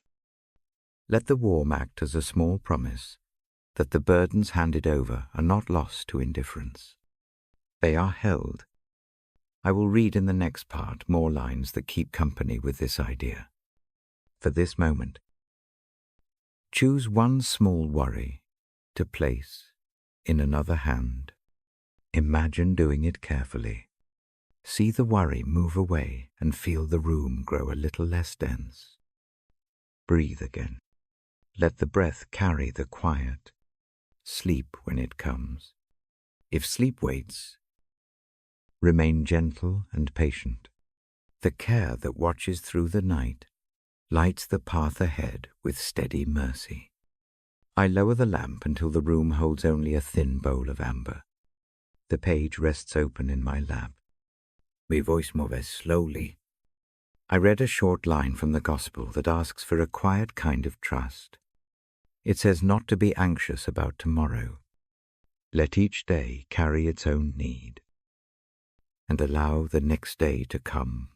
When it comes, I do not speak it as a command. I offer it as a small help for a tired heart. The thought is simple. Tomorrow will bring its own weather. Today has its own work. Holding both tightly at once makes the chest bruise. The mind piles images of could, and if, it rehearses troubles that have not yet arrived. That rehearsal steals the rest that tonight requires. So the text asks only, this do not drag tomorrow's load into the present hour. I breathe with that idea. Inhale slowly. Hold the breath for a quiet beat. Exhale long and soft. Let the ribs settle into the soft curve of the breath. The body understands this motion. It knows how to follow a slow step away from anxiety. The practice is not clever. It is gentle repetition. Imagine a field at dawn. The soil waits. Seeds do not demand the morning sun. They can only be planted and tended. The farmer does not carry next week's rain in the sack. The farmer prepares the soil for today. When the sun rises tomorrow, it finds the work that is ready. This image does not solve everything. It only shows how care can be measured into manageable pieces. Another picture sits well with me tonight. Picture a small path that bends just out of sight. Walking it all at once would make any step feel too long. Instead, take the next few steps. Notice the stone underfoot. Notice the cool air. When the next bend arrives, look then. The path does not demand seeing farther than the present step. The future reveals itself in time. I paraphrase the scripture lightly. It does not scold fear. It invites a practice. Give tomorrow its own space. Give today the attention it needs. Trust that provision reaches across days and does not run out like a fragile ember. The language is soft. It offers a way to loosen the grip on imagined troubles. There is a practical habit I suggest. Take one worry about tomorrow and put it on a small card. Give it a short name. Not a long explanation. A line like milk. Money. Meeting. Decision. Or visit. Fold the card twice. Place it on the nightstand under the lamp's soft glow. Tell the mind that the card will be there at morning. For tonight, allow the card to be an object that holds the thought without asking the heart to keep carrying it. The action is tiny, small actions. Repeated. Alter habits. The first night the worry may press nonetheless. The fingers may return to the card. That is fine. Gently replace it. The act of deciding to set something down is itself a form of trust. It does not mean the problem vanishes. It simply removes the immediate weight from the chest so the body can rest. Another gentle exercise is to picture tomorrow as an unopened window. Sunlight will come through the glass when the moment arrives. Right now the window is closed, and a curtain rests across it. The curtain keeps this hour private. Let it be so. Let tomorrow's light come when it is meant to. This is not a denial of responsibility. It is a boundary for the night. The text I read also uses images of care from the natural world. Think of small birds that do not sow or reap, but are fed in time. Consider the flowers of the field that do not worry for the next season. Such images are not arguments. They are invitations to notice a pattern of provision in ordinary things.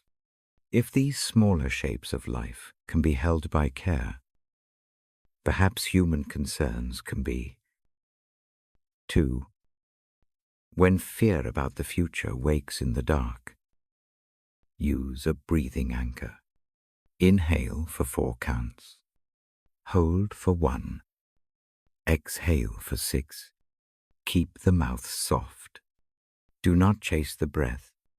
Let it settle into its natural deep. With each exhale, imagine a small string loosening at the heart. The string may not fall away, but it slackens. Over time, it gives the chest room to soften. I place a hand lightly over my own sternum as I say these things. The warmth under the palm is an honest signal. It says that the body is alive and cared for. It teaches a language older than words. The touch announces a presence is near. This is a small rite that helps translate trust from idea into felt reality. Tonight's reading suggests another soft ritual. Make a tiny list of the things that belong to tomorrow and fold it into a pocket of trust. The list is not tossed in denial. It is tucked away. The pocket is not empty of responsibility. It is simply a place set aside for the right hour. In the morning, take out the list and act.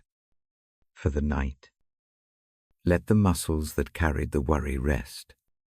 There are cases where tomorrow requires planning and vigilance. The teaching does not forbid wise action. It asks only that worry not replace readiness. Do what must be done for the future in the daytime. Make calls. Write notes. Seek counsel. Then close the book. Dim the lamp. And allow sleep to come without dragging the unfinished tasks into the pillow. Grief sometimes makes tomorrow feel like a cliff. The future looks sharp and empty. For those nights, the page offers tender words of permission. Proceed slowly. Give grief a companion in the present. Lay the heavy edge of tomorrow's unknowns beside the steady presence that watches. Let the hand of care keep the vigil.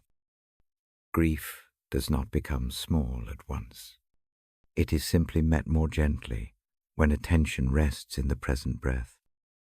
I ask for a brief inward prayer now. No long speeches. A single, honest phrase spoken quietly in the mind. Help me take one day at a time.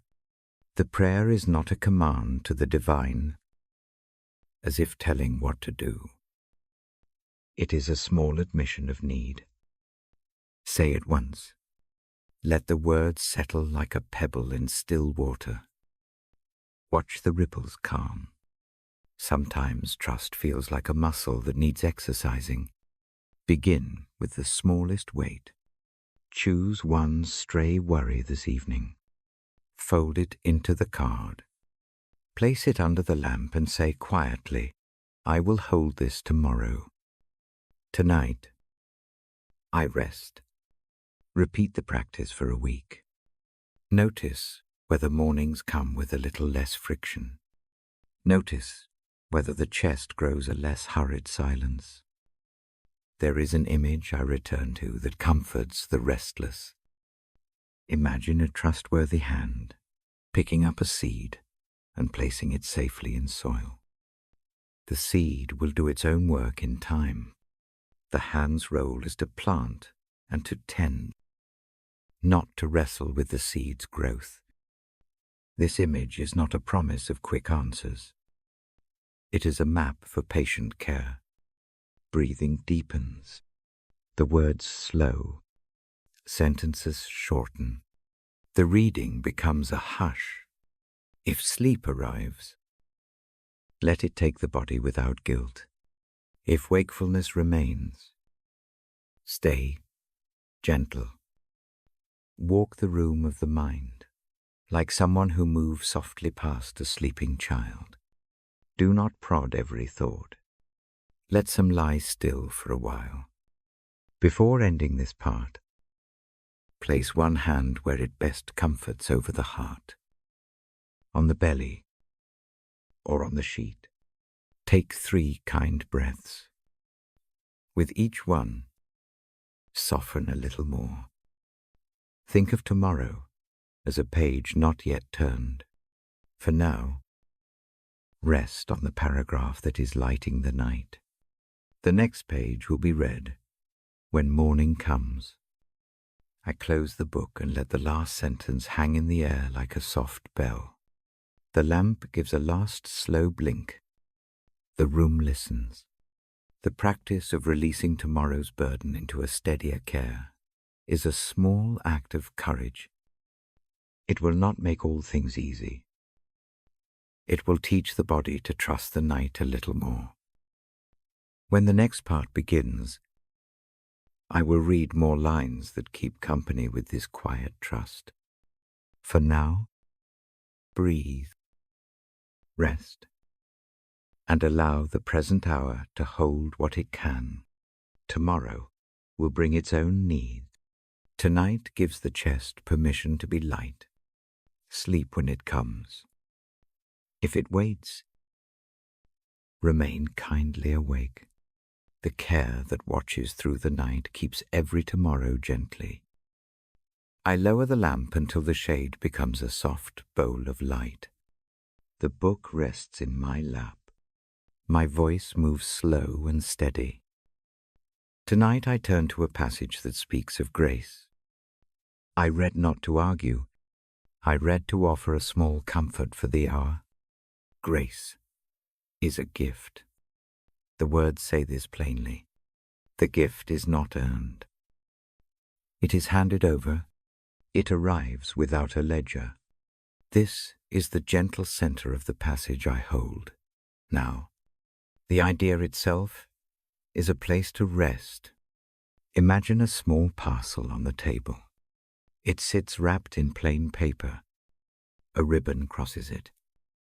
Loose and easy. The parcel smells faintly of cedar. You did not sew the ribbon. You did not earn the paper. Someone places it there simply because they are kind. Open it slowly. Let the hands feel the weight. The gift is warmer than expected. This is grace. I paraphrase the lines into a voice that will land easily in the room. The message is simple. Grace comes before effort. It is given so that a tired heart can stop proving itself. The passage asks not for a list of achievements. It asks only for a small receiving. Faith here is not performance. It is the posture of taking the offered hand.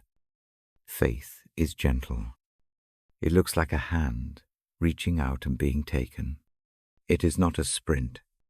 It is a patient placing of one small palm into another. The action is ordinary. It calms the nerves that have been taught to measure worth by doing. Rest begins when the measuring stops. I set the book on my knee and place my hand over my chest. The warmth is steady and simple. Breathe in slowly. Breathe out long, and even picture that small parcel again. Now imagine the ribbon slipping, the paper unfolding. There is no rush to what is inside. Accept the gift with the same care you would use for delicate glass. Do this slowly. Let the body notice the permission to receive.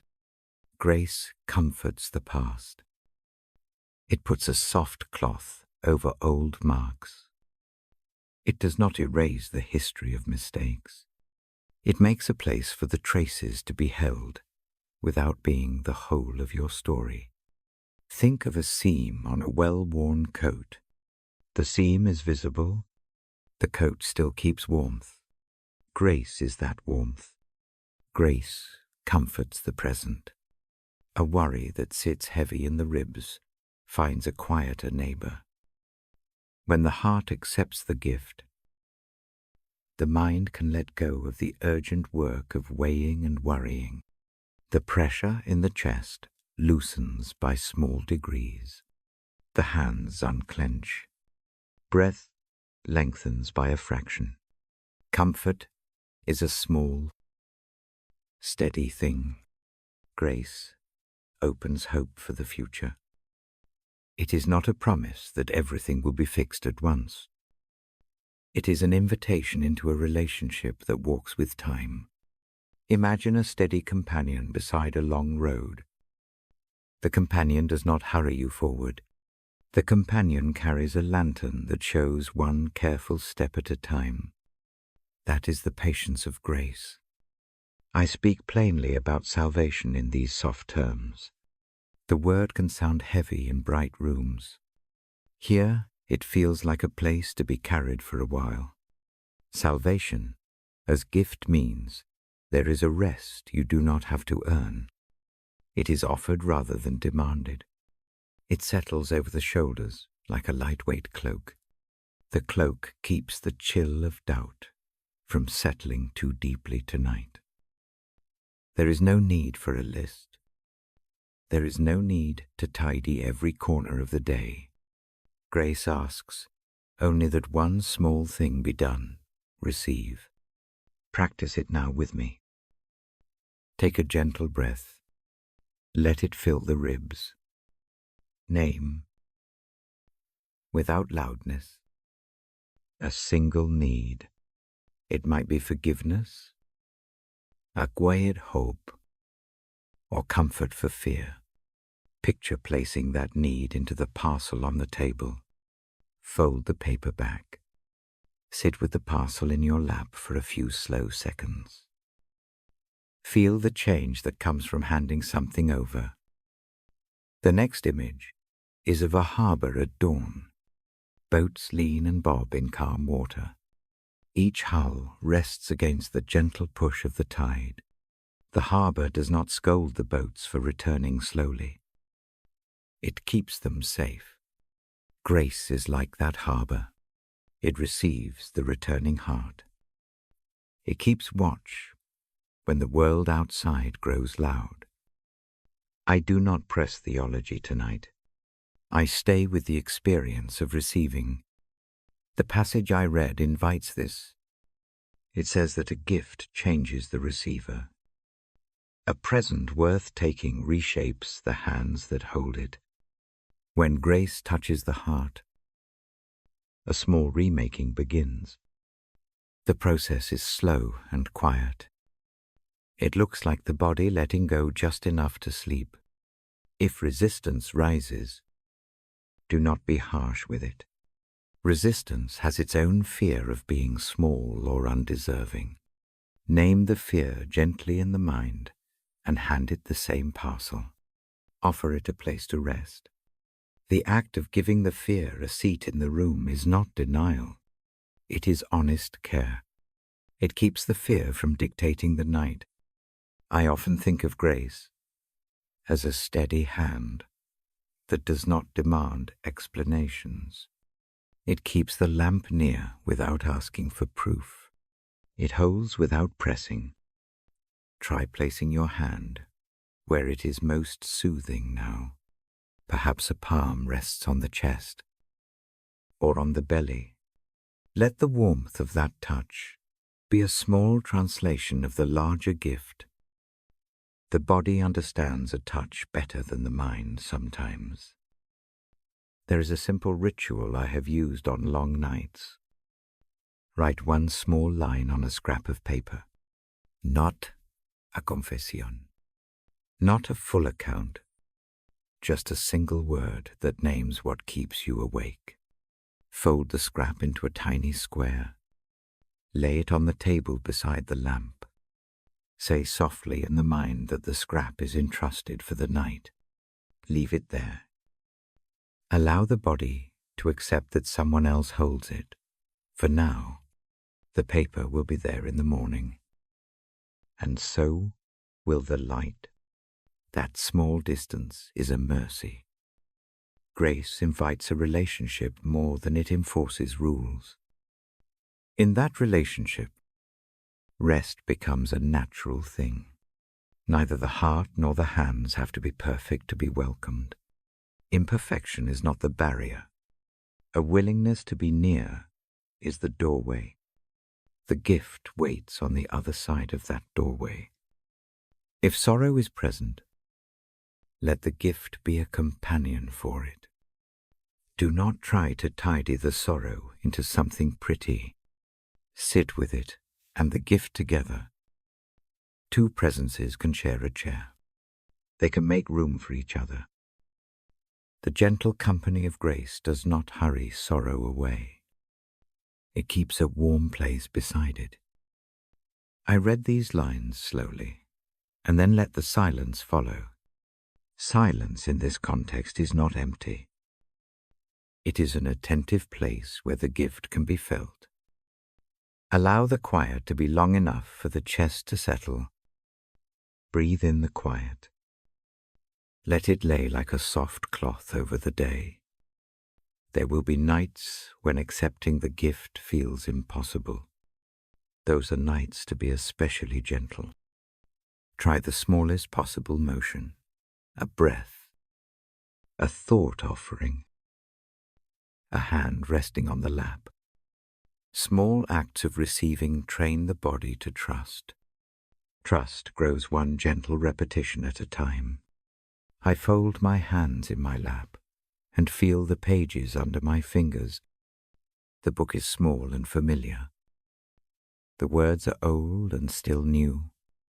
Tonight, they bring a reminder that grace is not transaction but relationship. It does not count merits. It opens a place to belong. Before I close this part, take 3 even breaths with me. Inhale slow and full. Hold a quiet second. Exhale long and soft. On the last exhale, imagine the parcel at the table. Feel its weight as a promise rather than a task. Let the heart relax into the knowledge that help arrives as a gift. When sleep comes, receive it like the untying of the ribbon. When wakefulness returns, return to this small practice. Place one need gently into the gift and leave it there for the night. The act of receiving softens the chest. It invites peace. I will read more next time. For now, let the parcel rest beside the lamp. Let the small gift of grace keep watch as you breathe. The room holds a steady light. The night listens. Rest is near. Shi, a bedtime meditation. I lower the book and let the pages rest in my lap. The lamp is a soft coin of light. The rest of the room becomes a gentle shadow. I will guide a short meditation now. The aim is calm breathing and a quiet imagining of God's presence embracing and calming us. No effort is required, just a willingness to listen. Breathe in slowly. Count 4 in the mind. Hold for a single beat. Breathe out for 6. Repeat this pattern 3 times. Let the chest and belly move together. Each breath grows a little longer and kinder. The body follows the breath. The face relaxes. The shoulders drop. I ask the eyes to close if that helps. If keeping them soft and unfocused works better, do that. Notice first the points of contact with the bed, the head on the pillow, the feet against the sheet. Feel the weight settle into those points. Gravity becomes a quiet friend. Bring attention now to the hands. Let them rest. Palms up or palms down. Whichever feels natural, imagine warmth passing through the palms like a small light. The light does not push or demand. It simply rests in the skin and sends a message to the muscles to lessen their hold. Turn attention to the breath again. With each inhale, picture a gentle light entering through the nose and filling the chest like a soft, warm tide. With each exhale, imagine the light drawing away tension and carrying it out into the room. The exhale is longer. Let it be a little ceremony of release. I read a short line from the Bible now, spoken slowly and paraphrased to fit the quiet. It says that a steady presence leans close when weariness comes. The phrase helps the mind to picture someone who watches without pressing. Let that watching be near you now. Imagine a steady figure at the edge of the bed. not intrusive, simply attentive. Picture that presence like an embrace that does not squeeze. It is wide and gentle. It surrounds, not confines. Imagine arms that are warm and sure. Feel the sense of being held. There is room in that hold for every small crack and every tired place. The hold does not fix everything in a single moment. It only keeps what is fragile from falling apart. If there is a name that comforts Father, friend, keeper, let that name hover at the edge of thought. If no name fits tonight, let the idea of care be enough. The presence listens without a checklist. The listening itself is a balm. Scan the body now. Slowly. Start at the crown of the head. Notice any tightness. Breathe into it. Move attention down to the forehead. Soften the brow. Let the eyes recede into their sockets like shells returning to sand. Move down to the jaw. Let the tongue rest behind the teeth. Allow a small space between them. Continue down the neck. Ease the muscles that hold the head high. Let the shoulders fall a little more. Each breath lets them travel one notch toward the mattress.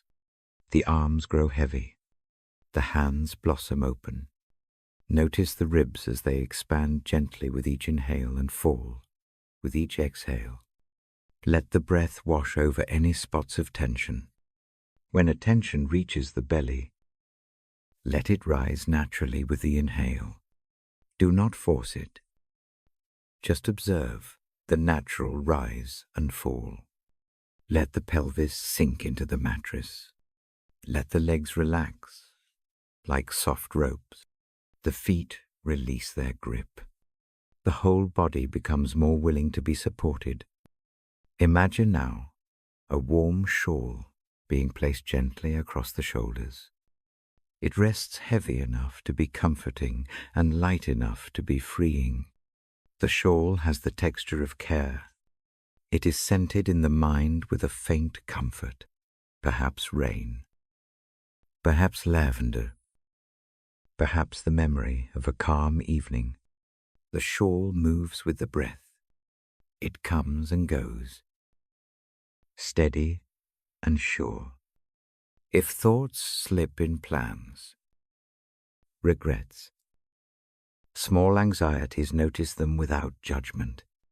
Picture them as leaves on a slow river. Let them float. Do not chase them. Return the attention kindly to the breath and to the image of being held. Each return is a small act of mercy toward yourself. I read another short passage now, quietly paraphrased. The words say that strength comes to the weary and that help arrives when the soul rests. Let those words be a soft promise, not a test. Promise here functions as a light on the bedside table. It does not shout. It simply glows. Allow the breath to become slower again. Inhale for 4. Hold. Exhale for 6. Feel the chest and belly doing simple work. The counting fades.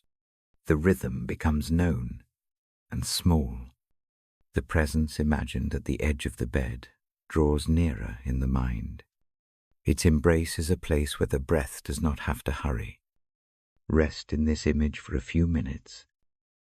If sleep arrives, let it take you without guilt. If wakefulness remains, remain open to the practice. Breathe. Imagine. And be held. The body knows how to follow these small motions. Trust the process. When the meditation ends, do not rush to open the eyes. Let the awareness expand slowly. Feel the floor beneath the feet if sitting. Notice the weight of the book in the lap. Hold the memory of the shawl, the lantern, or the steady presence. These images travel well into the night. Sha'ah. Strength. I keep my hand on the page and speak of strength next. Strength here is not a loud show. It is a quiet steadiness that comes when the heart rests. The text I read tonight speaks of strength renewed like the rising of dawn. The language is slow and plain. It offers reassurance rather than a test. Rest is not weakness. It is how strength is gathered. Think of trees that stand through storms. Their roots dig wide, not because they insist, but because they are allowed to anchor. Roots grow in soil that rests and receives moisture. Similarly, strength returns after rest. The night is soil. Sleep is water. Both are necessary. I read a paraphrase from the scriptures that describes a strange strength, the kind that lifts weary limbs and steadies faltering steps. It compares that strength to an eagle's wings that carry the tired bird over long stretches. Let that picture settle. Imagine wings that do not chase the wind. They simply hold you up when feathers grow heavy. When feeling weak, begin small. Place one hand over the heart. Breathe 3 steady breaths. Each breath is a tiny act of reclaiming strength. Name one modest hope for tomorrow, one small thing that can be done with the energy you have. Do not pile the list. One is enough. Consider the routine of morning as a place where strength grows. A slow step out of bed, a drink of cool water, one brief walk in the yard or down the hallway. These small acts remind the muscles that they can move with purpose. Strength is not always a grand return. It often starts with the smallest motions. Community helps. Reach out when safe to trusted friends. Family, or akit pastor. Say a simple sentence. I am tired. I need rest. Do not explain every strand of the weariness. A short offering is enough for a tender hand to respond. Strength sometimes arrives as another person who stands steady beside you. I read a small line now, that comfort's help is near to those who lean on it. The line is not heavy doctrine. It is a pragmatic truth that invites surrender. Surrender here is not defeat. It is the wise act of handing over what cannot be carried tonight. Practical disciplines aid the return of strength. Gentle movement in the morning. Food that is simple and nourishing. A brief moment in sunlight if possible. These small inputs are the slow fuel of recovery. Do them when you can. Do not insist on perfection. The aim is tender persistence, not harsh duty. If sorrow feels like a weight, permit it to be slow. Strength and sorrow can coexist. Strength does not force joy. It offers steadiness and the ability to keep breathing through the grief. Allow friends to keep company. Let silence be an acceptable companion. When strength is scarce, gentle presence is valuable. Prayer is not a performance. It can be a whisper offered in the night. Speak, a short request. Help me with one step tomorrow. Let that request rest like a pebble in your hand. The act of speaking diminishes anxiety by sharing it. Trust that the sharing is an honest movement, not a bargaining. I place my palm now over the place where the heart rests. Feel the small warmth. Let that touch be a reminder that the body listens. The heart knows how to steady itself a little when it receives kindness. The touch does not cure everything, but it signals care. Let the signal be enough for tonight. There will be days when strength feels like a distant shore. In those seasons, cultivate patience. Measure progress not by leaps but by small returns. A longer walk, a meal finished, a conversation that does not end in tears. Celebrate these modest wins. They are proof that strength is rebuilding in quiet steps. Use images to steady the mind. Picture a lamp in a harbor, steady and measured. Picture roots taking hold in cool soil. Picture wings that do not race but carry. These images do not erase suffering. They provide landmarks. When the path seems unclear, return to a single image and breathe with it. Sleep is itself a quiet teacher of strength. Allow the night to do its work. If waking in the small hours brings worry, repeat the simple meditation from earlier. Breathe slowly. Imagine the steady presence. Hand one burden to that presence for the night. Let the rest you take be part of how strength is gathered. I will read one short passage now. Softly paraphrased, it says that even in weakness, help comes as a steady truth. It suggests that when the body cannot hold any longer, a strength, not our own, supports the next steps. Listen to that thought as a comfort, not a test. Let it be a small rope tied to the wrist that steadies a faltering step. If endurance is asked of you tomorrow, prepare tonight with small conservation. Sleep a little earlier. Choose simpler tasks. Let others carry a share. Strength is communal too. No one is meant to carry everything alone. Allow kindnesses to be given and received. End with a short inward prayer, if that feels right. A single sentence. Help me find strength for tomorrow. Keep the prayer low and honest. The night hears such things. The practice of offering them becomes a habit that trains the heart for patient hope. I close the book gently now. The lamp is nearly a coin turned on its edge. The room holds the hush. Rest is not a single event. It is a practice repeated with softness. Strength is not a sudden conquest.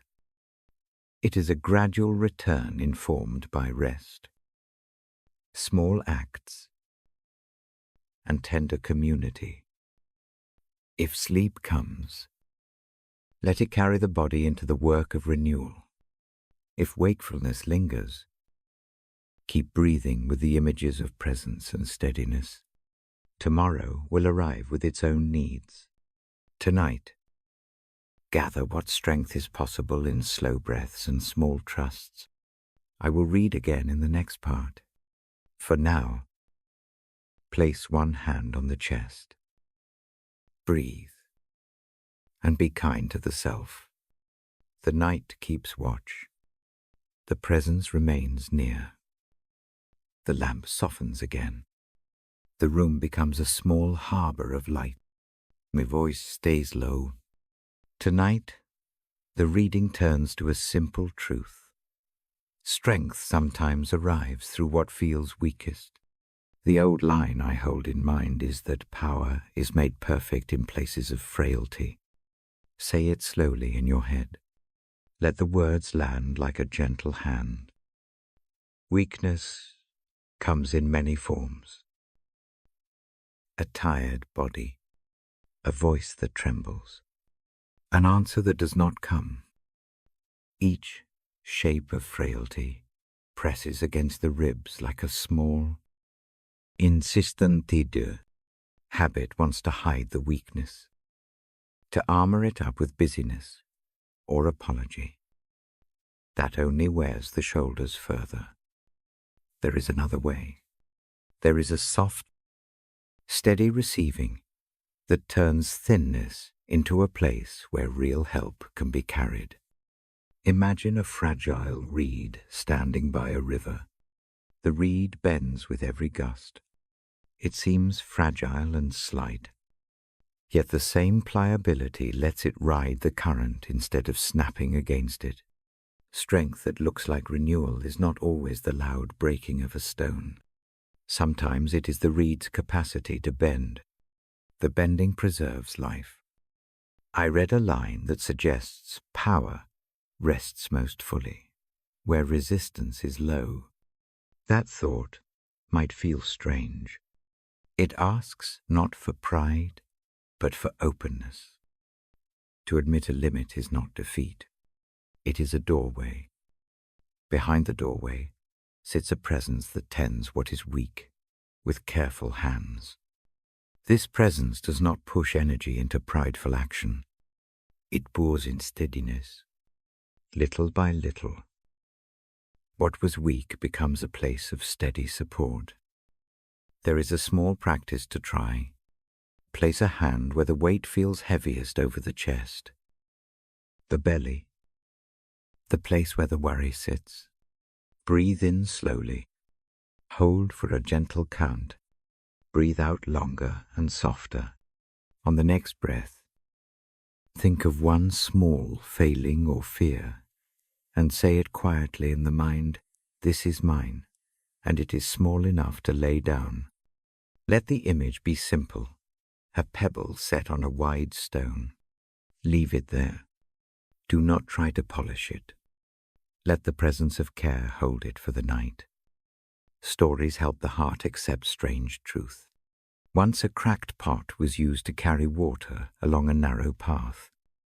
The crack let water drip. And yet a trail of green grew along the pot's root. Flowers appeared in places there had been none. The pot did not waste its fault. Instead, the crack became a channel of beauty. In that soft metaphor, weakness does not merely subtract. Sometimes it creates openings for something gentle and unexpected to come through. When fatigue presses like a dull stone in the ribs, do not push harder. A small yielding often invites help. Lean into the kind of rest that asks only for honesty. Say without loudness, "The hands cannot carry this tonight." Then imagine another pair of hands taking the weight. Picture those hands steady and warm. The resting that follows is not a lazy avoidance of duty. It is a wise handing over, so that tomorrow may be met with clearer strength. Strength rescued from weakness looks like patient mending. Think of a seam stitched slowly, thread passing tenderly through frayed edges. Each stitched us little. Over time, a hole becomes useful again. Healing is like that. The first nights may show little change. Repetition, small honesty, and gentle care knit resilience back into the life. Do not demand rapid repair. Accept the slow art of recovery. There is a line that comforts when shame weighs the heart. Shame often insists on proving worth before rest is allowed. It whispers that weakness must be hidden. The response gently offered here is different. The worth needed for rest is not earned by performance. Worth is already present. Rest is permitted because someone holds the ledger with a merciful hand. That thought allows the body to loosen and the mind to stop its urgent tallying.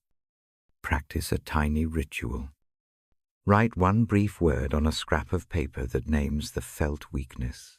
Tired. Afraid. Unsure. Fold the scrap once and tuck it under the lamp's base. The lamp sees it there. Its light touches the paper and the heart. The act of naming moves fear from the vague, dark, into a small object that can be carried less heavily. The physical movement helps the mind to follow. Community is part of this quiet strengthening. Another voice that says simply, "I am here," makes brittle courage stronger. The night often feels lonelier than daylight. Speak the name of a trusted friend in the mind. Picture them near the doorway, ready to listen. Do not expect a long answer. The presence of someone else steadies the pulse. Shared silence heals in ways speech sometimes cannot. When weakness is a long season, patience becomes the main task. Do not demand a quick return to former vigor.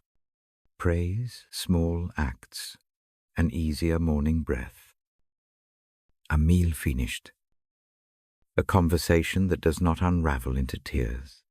Each small scene of repair is evidence. Keep noticing. Keep naming these modest victories.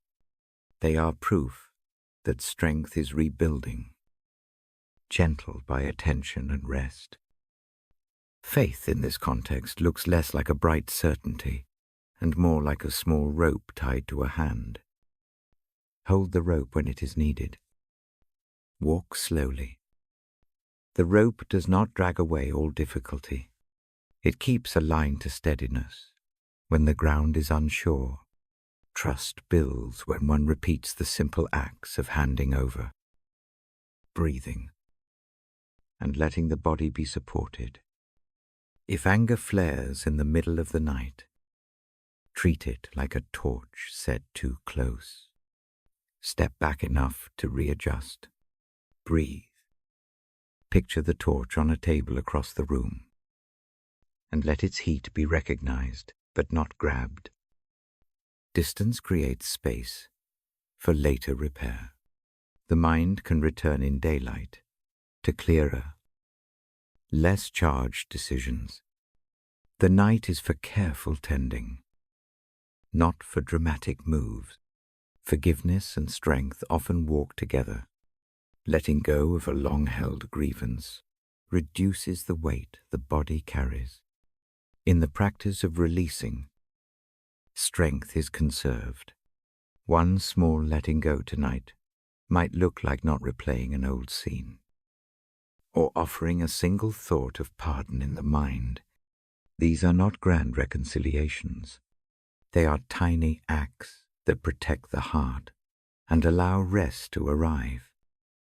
Breathing is a reminder that the body itself knows how to renew. Slow. Even breathers awaken the organs of repair. A calm rhythm invites sleep. A body that rests well gathers the strength needed for tomorrow. Do not underestimate the power of such ordinary processes. Strength often hides in the mundane, a full glass of water, a simple walk, a steady night's sleep. I place my hand over my own chest. Now, the warmth is plain and present. In that warmth, find the permission to be small. Let the hand be a witness to the pulse that continues, even through hard hours. Each beat is a subtle testimony that life goes on and that help is possible. Lay down the grand burdens. Take up one small, manageable hope. If worry insists on staying, tuck it like a letter in a safe place. Promise to read it tomorrow with clearer eyes. For tonight, choose one simple phrase to keep close, a reminder that help reaches where strength cannot. Repeat it softly in the head. Let it be a skein of calm wrapped around the heart. The room listens. The lamp holds its small sun. This is a space for the tired and the fragile to be met by steady mercy. The presence that mends does not demand perfect strength. It arrives precisely where weakness is most felt. To be honest about frailty is to open a space for an unexpected power. I will read more in the next part.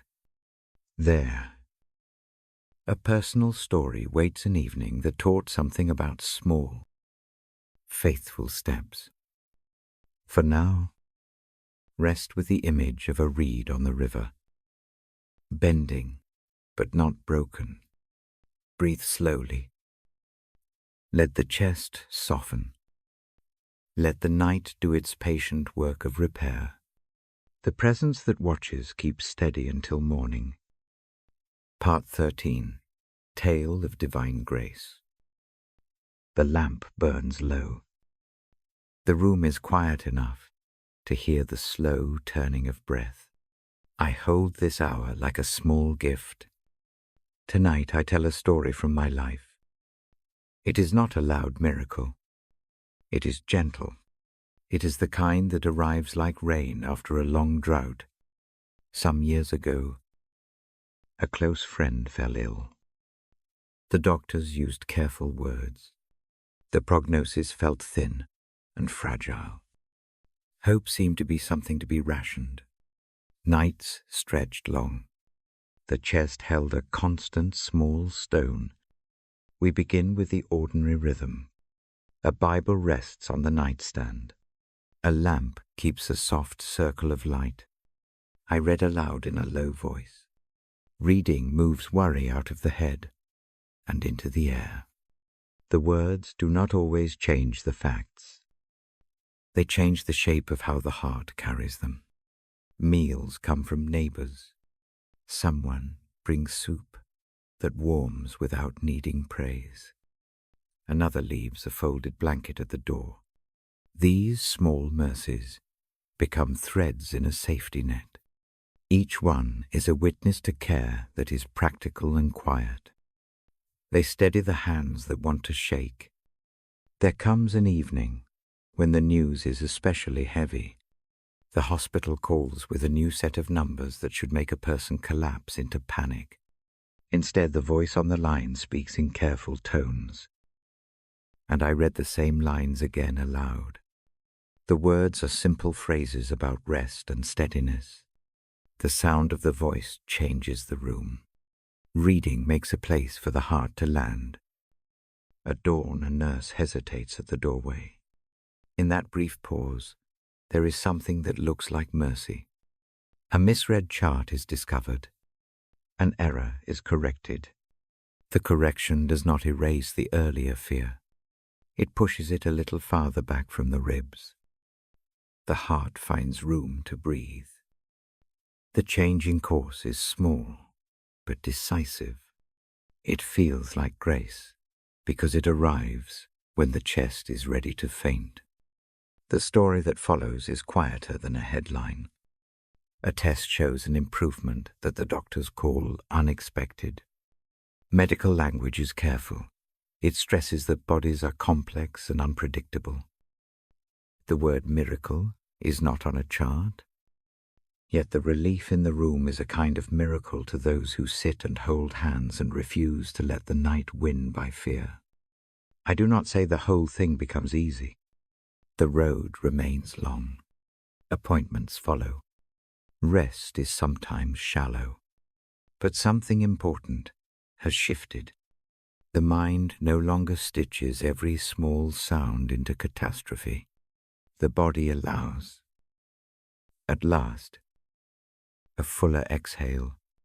Grace looks like that small reprieves that accumulate into a larger easing.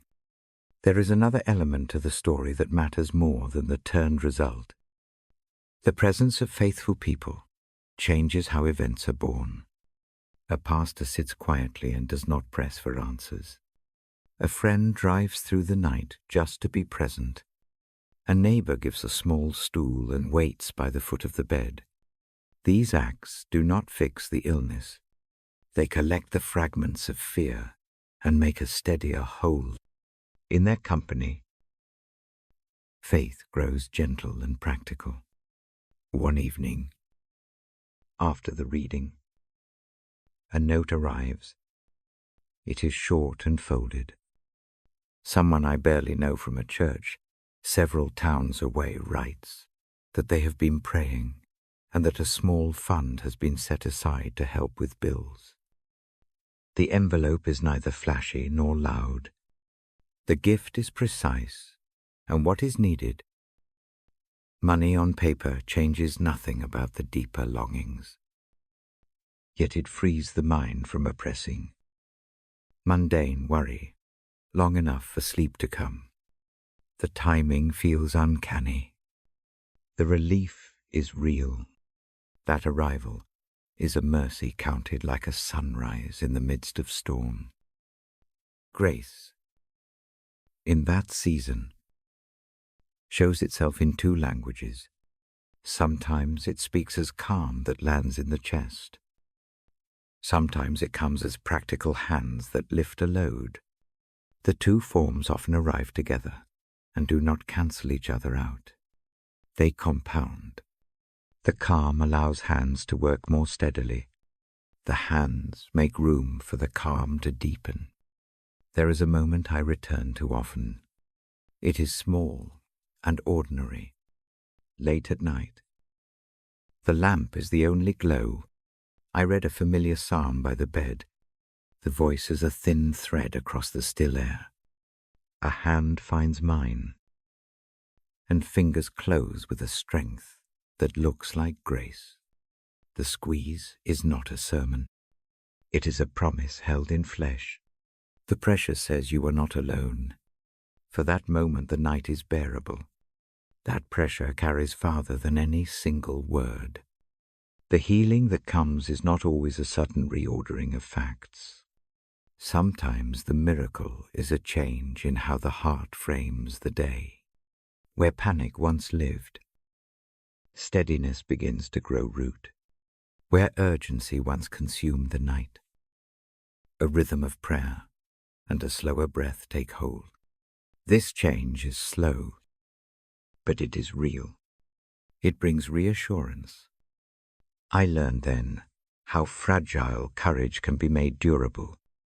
Courage grows when small acts are repeated.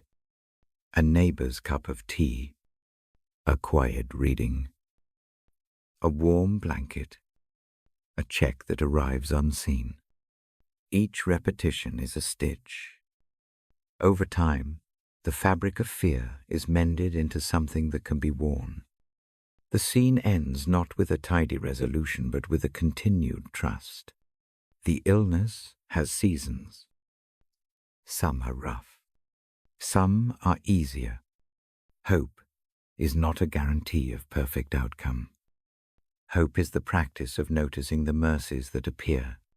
It is seeing a small, impossible help and calling it grace, because it arrives when none of the usual resources seem enough.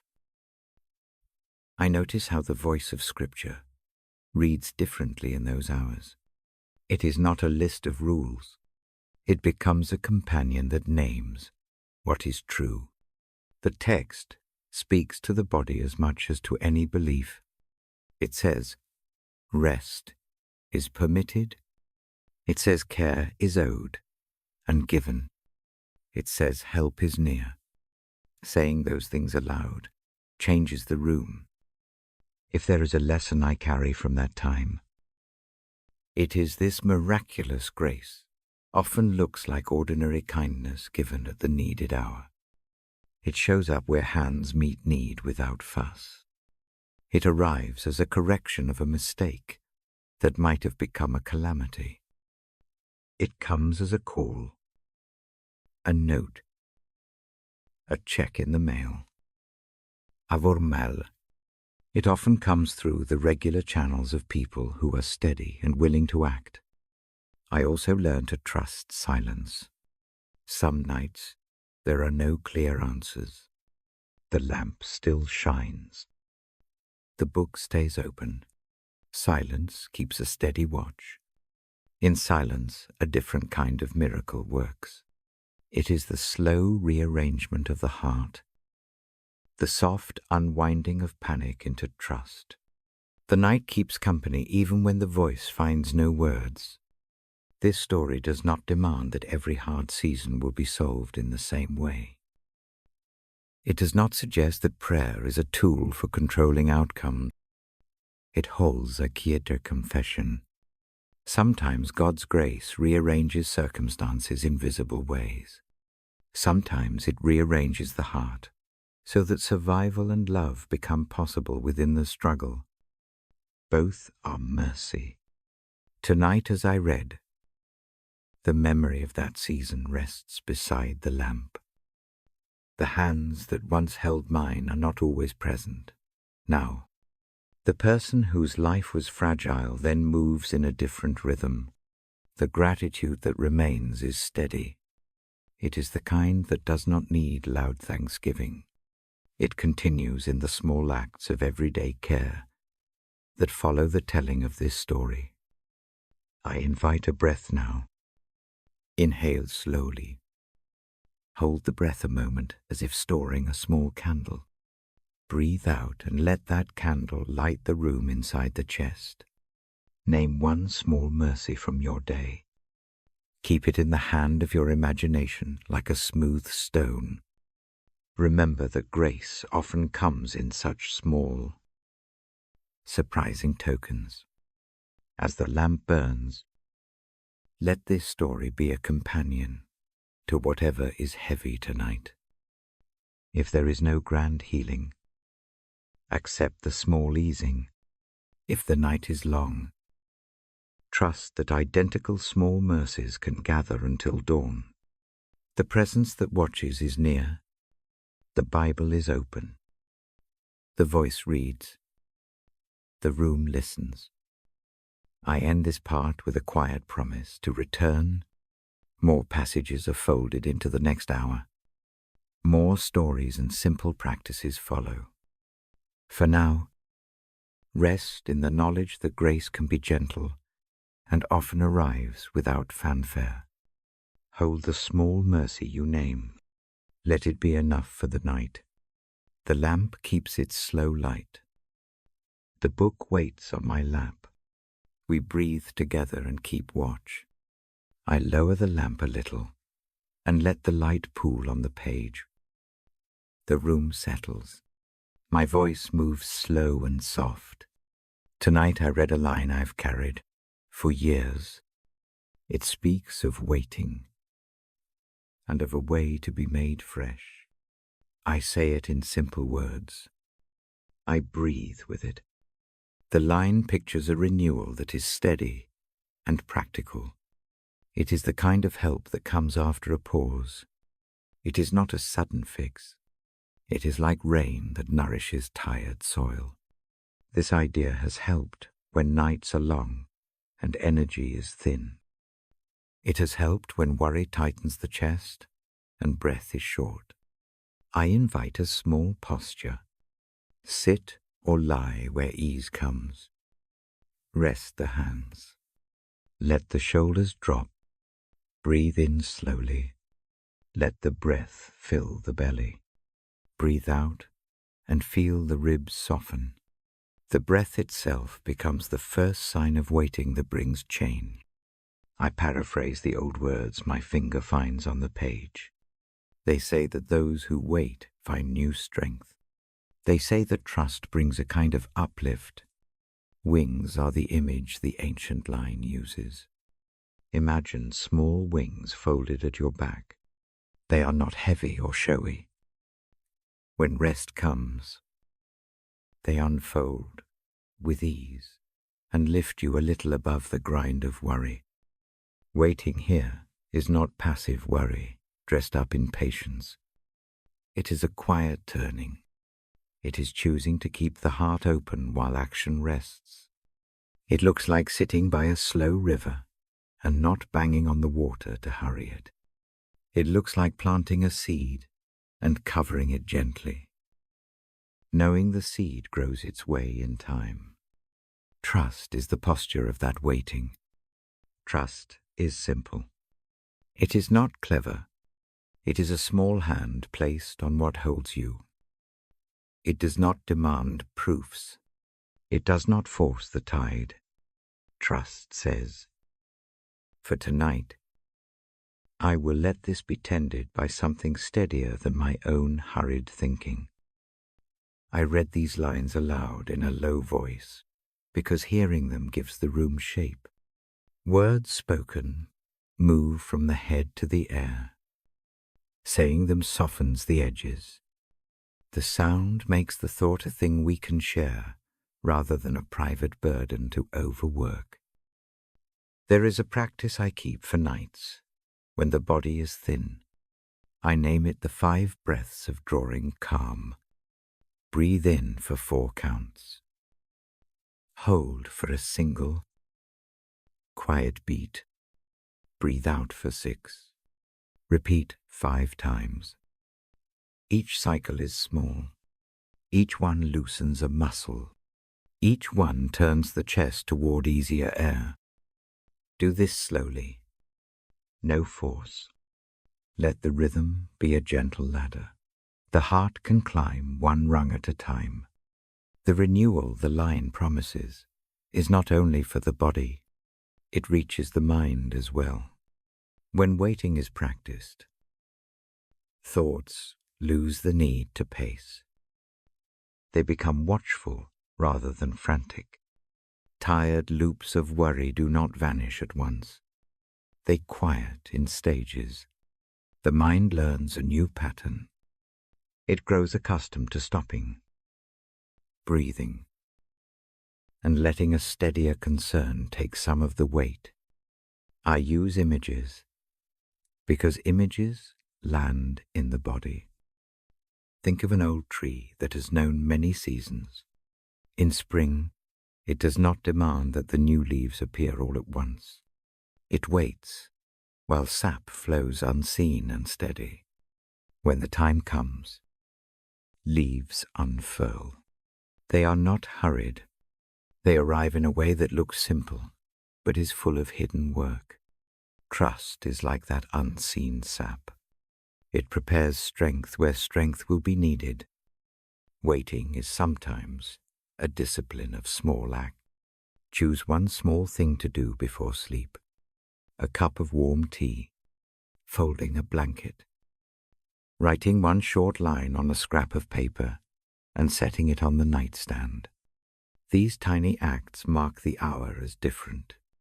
They tell the body that the day's busyness is done. In the space that opens, renewal can begin. There is a kind of waiting that looks like hope. Hope is not loud. It is a low light at the bedside. It notices the next breath. It acknowledges that strength may come slowly, but that it does come. Hope and waiting walk together.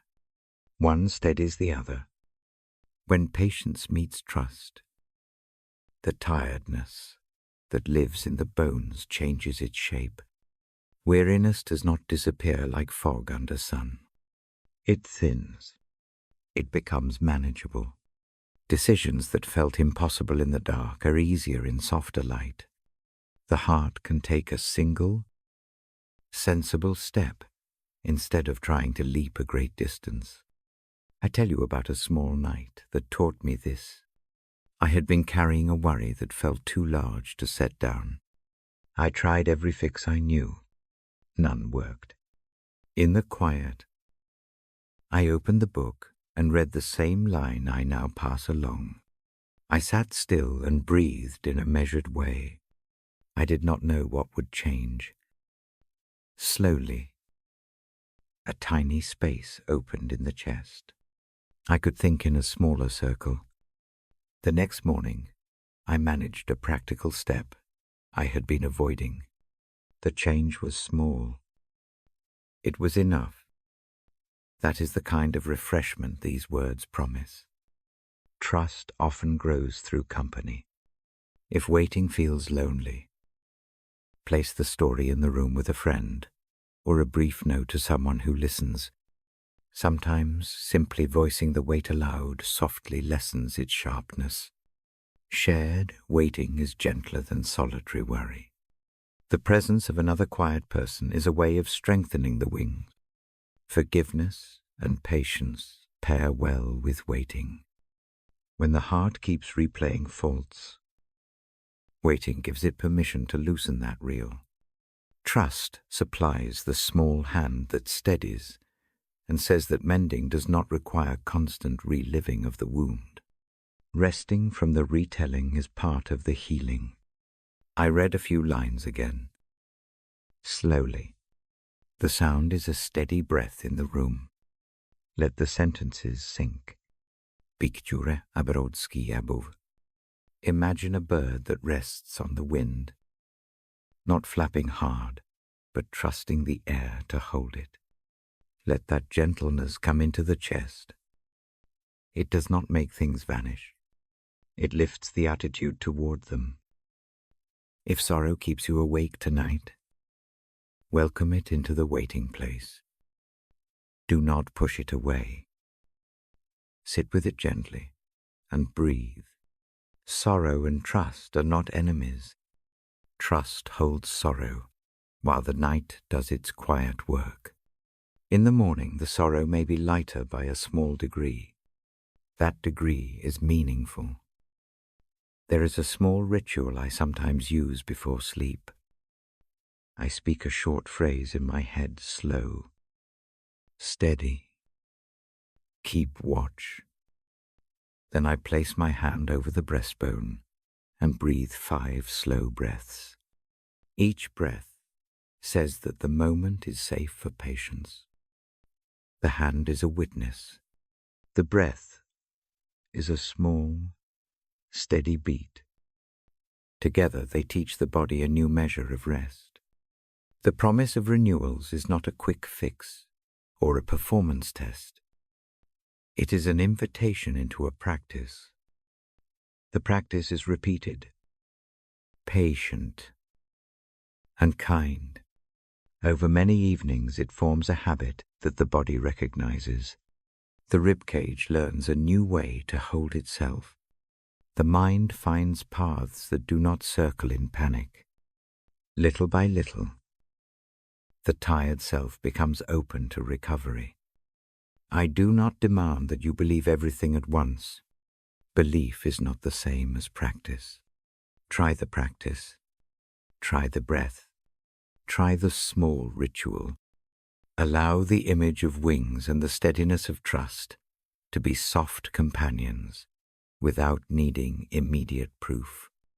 Evidence often comes in quiet measures, a deeper sleep, a calmer morning, a small task done with less exhaustion.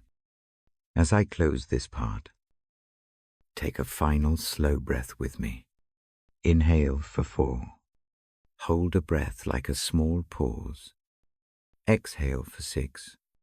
Let the last exhale release a portion of the night's worry. Feel the chest rest a little lighter. I will read next about God's protective peace. That peace watches like a lantern at the edge of the field. It keeps watch without demand. For now, rest in the quiet of waiting and trust. Let the refreshment of the night gather around you. The lamp dims a fraction and I pause. Keeping the book ready in my hands, I lower the lamp another fraction. The room becomes a soft bowl of light. My voice is slow and steady. Tonight I read about surrender. I read about a quiet, yielding to a care that knows better than I do how to hold the night. Surrender is not a single sudden act. It is a string of small choices. Each choice is gentle. Each choice is a letting go of one small thing. The letting goes pile up and form a new posture for the heart. I do not ask for dramatic changes. I do not call for sudden answers. I offer a simple invitation. Place one worry in a hand that will not tire. Lay down one need and rest a while. That is the form of surrender I name here. I begin by speaking a line from Scripture in a gentle way. The words say that a steady will is not bound by human haste. The thought comforts because it removes the burden of managing everything at once. The will that watches knows the true shape of things. To surrender is to allow that shape to be more than mere imagination. Imagine a river that runs past a farmhouse. In spring, the current is strong. The farmer does not fight the river. He builds channels. He trusts the water to go where it must. Surrender looks like that. It is not defeat. It is wisdom. It is using skill to live with the true forces of life rather than exhausting oneself against them. Breathe with me now. Inhale slow. Count 4. Hold a quiet beat. Exhale long. Count 6. Repeat 3 times. Feel the chest loosen. Let the shoulders drop. Surrender begins with this small physical permission. I place my hand softly over my chest. The warmth is an honest sign. It says that something lives here and wants to be cared for. I imagine lifting a small stone there. It is not dramatic. It is the weight of a single worry. I say in my mind that I will set this stone down. I do not throw it away. I place it into a gentle hand that stands near. The hand is steady. It is nothing like a stranger's hurry. It watches. It keeps. Picture that hand as a partner at the edge of a path. The partner does not snatch the pack. The partner only takes the strap and steadies what you carry so that you may breathe. Surrender often meets fear. Fear asks for evidence before it will loosen its hold. That demand creates a tightness that is hard to undo. Here I speak directly to the fear. I do not argue with it. I name it. I give it a seat. I tell it the truth without shouting. You may rest for now. Another presence will hold what you cannot hold tonight. There is a practice I offer. Choose one small thing that circles your mind. Give it a short name. Write it on a scrap of paper if that helps. Fold the paper once. Place it on the nightstand. Take 3 slow breaths. Then, in your imagination, reach and hand that scrap into a larger palm. Picture the palm closing gently. Feel the chest soften, as if a small latch has been released. Surrender does not mean leaving everything unmoved. It does not excuse laziness or avoidance. It simply divides labor in a wise way. Do what can be done today. Plan what must be done tomorrow. Allow the weight that cannot be moved immediately to be held by a steadier hand. That separation of duties brings relief. I read a passage now that has comforted me often. It speaks of laying burdens down and resting under a steady presence. The listenable paraphrase says that help comes near when we stop clutching control with desperate fingers. Hearing those words aloud makes them less abstract. They become a small action you can try in the dark. Practice a short prayer with me. No long sentences. No urgent bargaining. Speak one line in the mind, I give this to you for the night. Say it once. Say it slowly. Let the words be a transfer. Imagine the worry moving. See it rest in a safe place.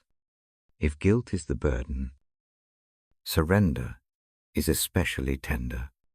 Guilt often wants performance as proof of worth. That demand is a heavy work. Surrender asks only for honesty. Admit the failing. Offer it quietly.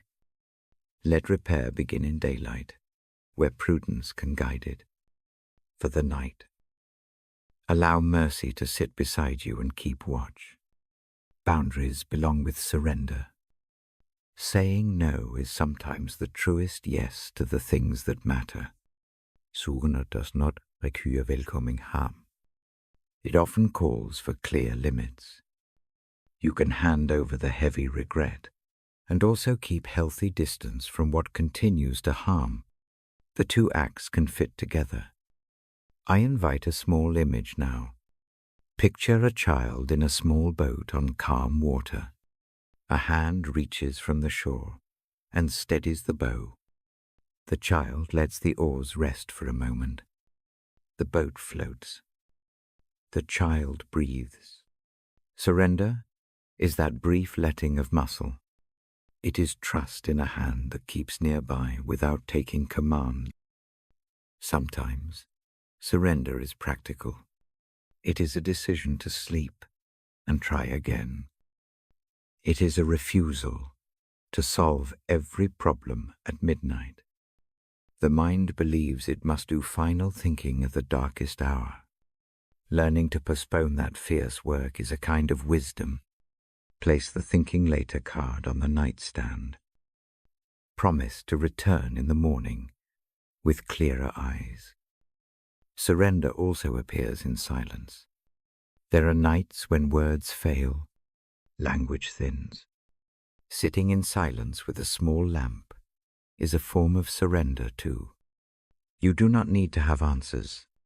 Presence often matters more than speech. The act of being held in quiet is itself a kind of prayer. I tell a short story from a season when surrender taught me its taste. I had been wrestling with a decision that felt urgent. Nights stretched long with imagined catastrophes. One evening I read a small line and then folded my hands and admitted I did not know the next right step. I named one thing I could do in the morning. Then I gave the rest away for the night. The relief was immediate and humble. It did not change the facts. It only adjusted my posture. I slept more easily. In the morning, the path looked less jagged. The next step was smaller and clearer than the mountain the night had made. Over time, those nightly handovers trained me to keep the heavy things in safer hands and to tackle the practical ones with calm.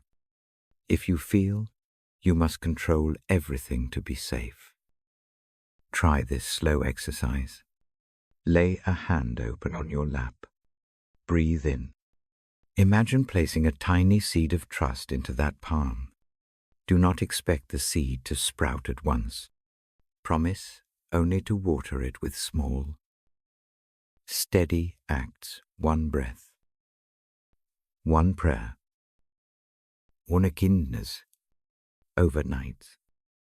That seed grows into a small root of surrender. Surrender leads to a gentle peace. It is not an instant erasure. It is a steady reduction of the needless load. The heart learns a new economy. Some things can be carried later. Some things can be held by others.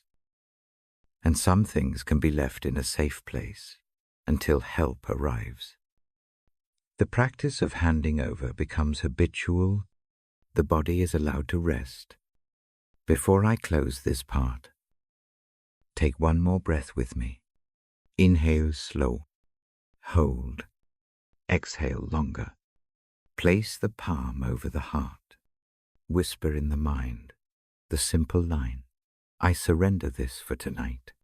Let the phrase land like a small blanket. When sleep comes, receive it with that surrender.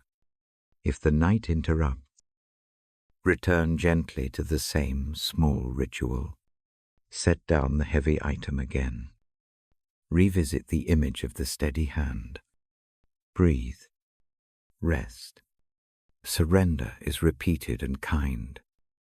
I will read more in the next part. I will speak of the peace that guards the heart. That peace is the neighbor of surrender. For now, let this invitation sit in the room like a low lamp. Let it warm the ribs. Keep the hand on the chest. A few more breaths. Let the night do its quiet work. The candle of the lamp breathes low. No voice pauses. The book rests open. The invitation remains. Give one small thing up tonight and allow the steady hand to hold it. Rest when you can. Trust when you are ready. The presence that watches keeps company until morning. Shiliu, surrendering to the way that knows the heart. I sit with the book open and let the lamp keep a patient glow. The room listens. My voice is calm. Tonight I breathe with a single invitation. Bring your concerns and your quiet desires to a will that understands better than any anxious plan. Lay them down like small keys on a table, and let a steadier hand take them. This is not a demand. It is a gentle offering. The posture is simple. Relax the shoulders. Let the jaw unclench. Breathe in slowly. Breathe out longer. Each breath makes room. Each breath is a soft agreement to try again. I read a line from the page, not as proof, but as company. The words point toward a life that rests in a wise care. They do not erase the questions. They change their weight. Hearing them in the dark lets a different thought enter the mind. Instead of pushing with every plan, try surrendering one small thing. Let that be enough for tonight. Imagine a narrow path in soft dusk. The path keeps going beyond sight. A small light appears ahead. Not harsh, but true. It does not tell the traveler every turn. It guides the next step. Surrender looks like stepping toward that light. It does not mean giving up. It means trusting the light for the next step, rather than trying to carry the whole map at once. Keep the motion simple. Pick a single worry or a simple desire. Give that one name in the mind. Do not elaborate. Give it a tender, clear label. Then imagine placing that label into a small envelope. Seal it with a breath. Lay the envelope on the nightstand.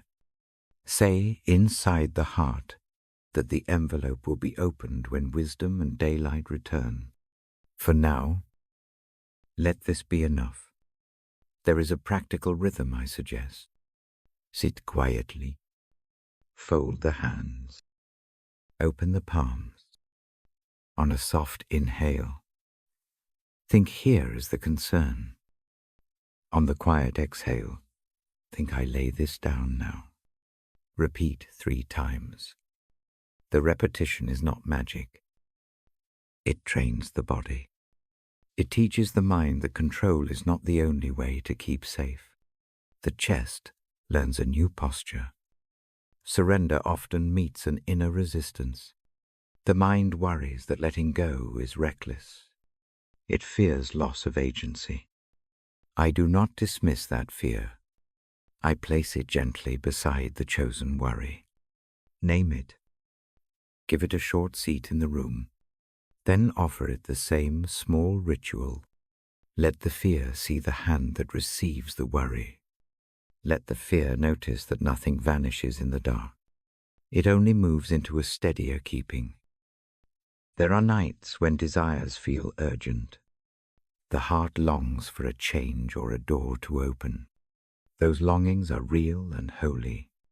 Surrendering them does not mean pretending they do not matter. It means entrusting them to a wisdom that can hold them without rush. Picture a garden bed. The seeds you plant tonight are not abandoned by being covered. They are protected. Surrender keeps the roots safe while the world does its slow work. I read another gentle line that reminds me of a companion who knows the depth of every want. The phrase tells of a perfect will that cares for what is best. It does not promise to remove every difficulty. It promises to shape the path so that the heart does not have to carry every sharp stone. That truth brings a steadier breath. Practical surrender respects action. It does not excuse passivity. It asks for wise steps today and trust for the things beyond reach. Do what is within your hands.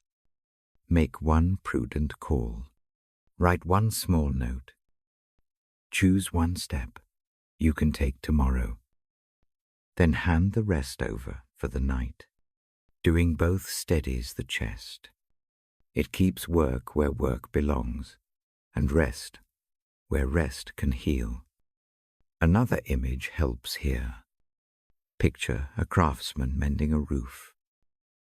He climbs up during the day, fixes what he can, and then comes down when the light fades. He does not try to mend the whole roof in a single night. He trusts daylight and skill to finish the rest. Surrender is like coming down from that ladder and allowing the night to keep the house safe. Trust is the roof's other scaffolding. I place my hand over my chest as I speak. The warmth steadies the words.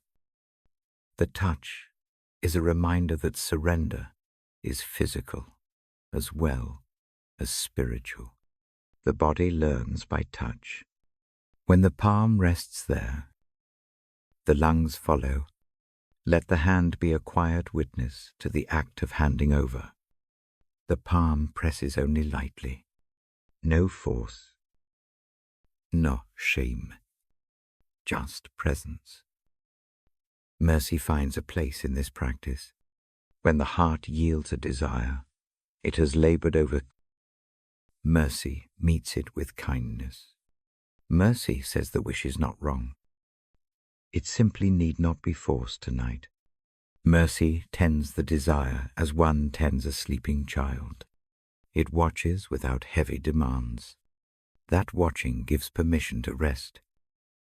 If guilt or regret tries to hide behind the idea of surrender, treat them with tenderness. Surrendering does not erase responsibility. It sets it in the right time. Promise to return to what needs repair. Make a clear plan for morning. Let the plan be small and doable. Surrender for the night. Then wake ready to repair with clearer hands. I give a brief exercise. Picture a long corridor lined with doors. Each door has a small tag with a worry or a longing. Walk down the corridor until you reach a door labeled with tonight's most pressing concern. Open it enough to place the issue inside. Close the door. Put a lock of trust on it. Just for the night, walk back to the room where the lamp is and rest. You will return in daylight if you need to. For now, let the corridor hold it. There is comfort in remembering that surrender is not solitary. The book on my lap speaks of a care that keeps watch when hands are weary. It is a presence that does not tire. When I pass this thought aloud, it becomes less abstract. It becomes a living reassurance. Let that presence be close enough to feel like a neighbor at the bedside. Sometimes surrender brings an unexpected lightness. A worry that seemed large loses its sharp edge when given away. A desire unclenches and opens into a longing for what is good, rather than a demand for control. Notice those small changes. They are the proof that handing over works in humble ways. If the mind returns to worry, do not scold it.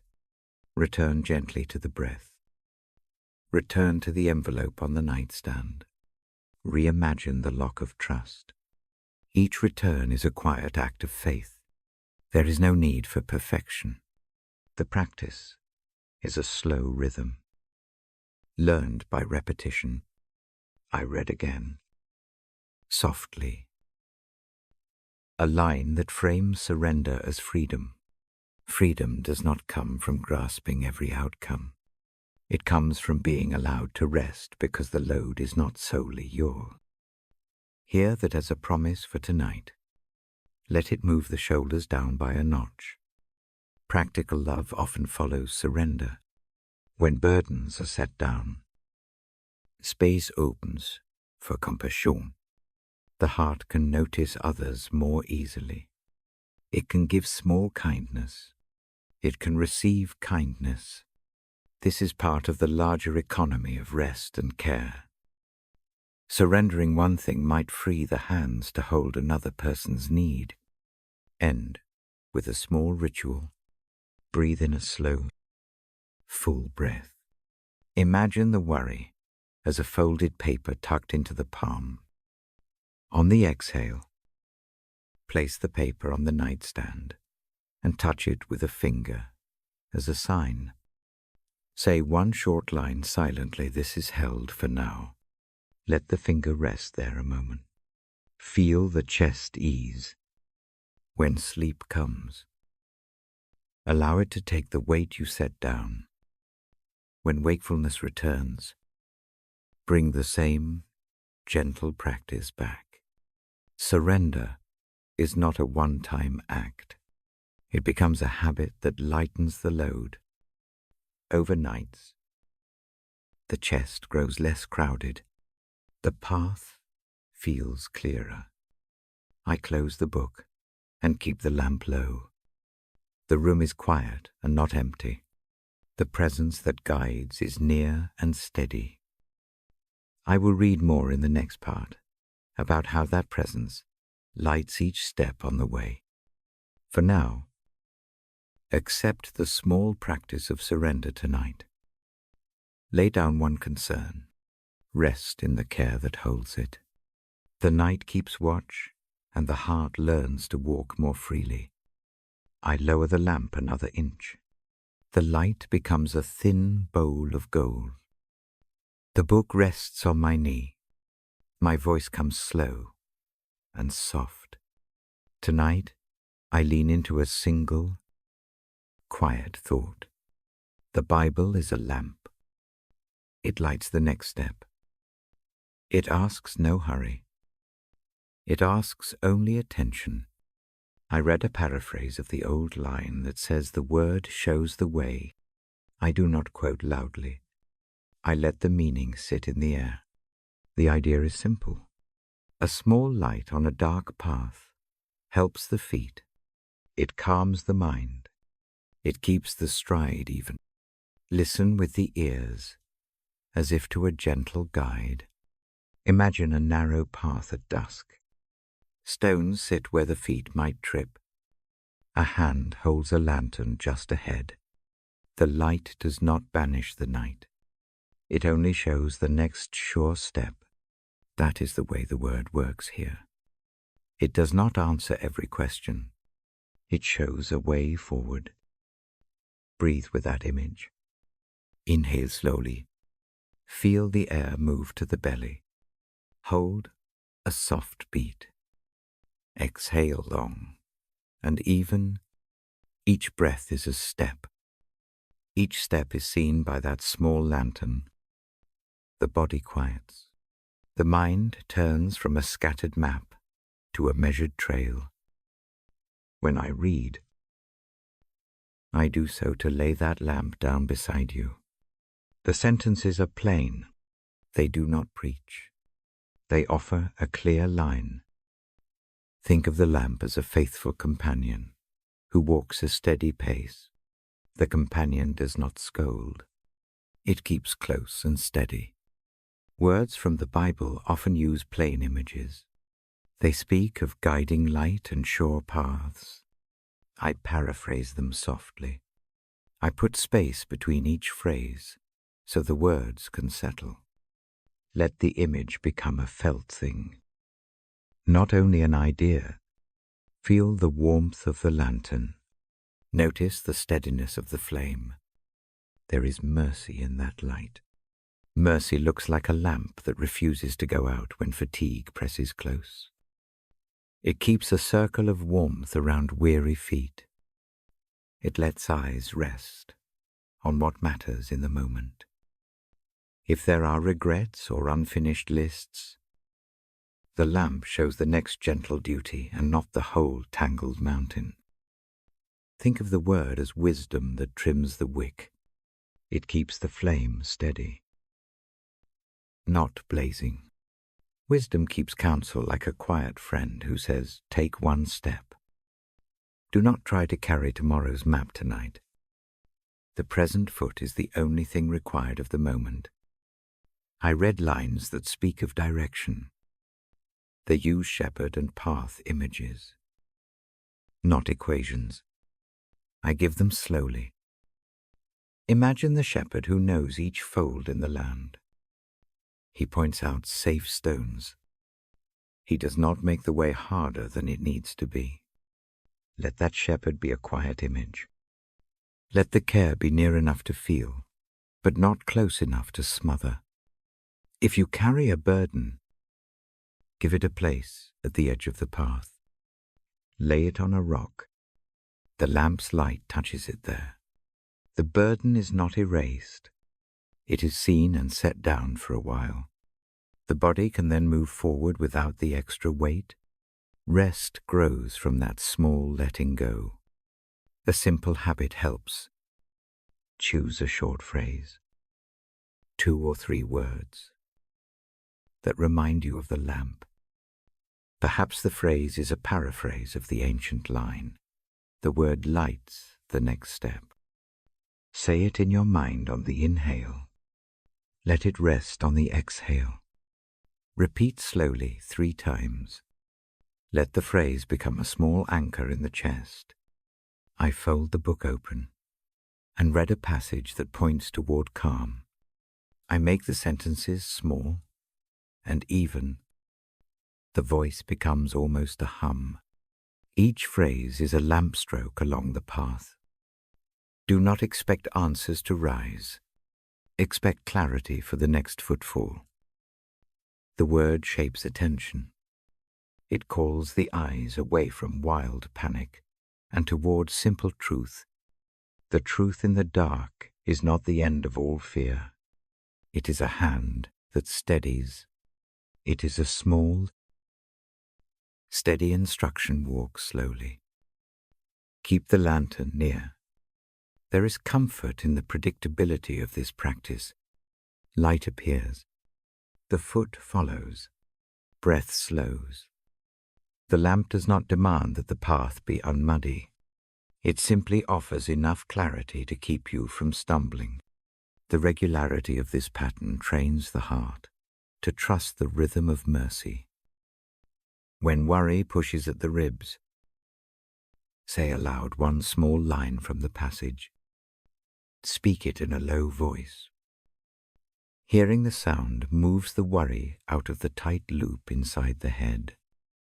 Saying the words quietly turns them into a thing in the room that can be looked at rather than a weight pressed into the chest. I pause, and the room breathes with me. The lamp hums. The book is still. The silence is companionable. In that hush, the thought of guidance softens the urge to control. The lamp stands steady, tender and simple. Imagine now footsteps following the lantern. The pace is calm. The steps are not hurried or heavy. They are patient. They trust that light enough for the next footfall is also light enough for the present heart. Let that patience sink into the muscles. Let the shoulders drop another inch. There are times when the path is shadowed by grief or fear. The light does not pretend. It meets the shadow with steady flame. The flame shows the margin between the foot and the edge. That margin is enough for tonight.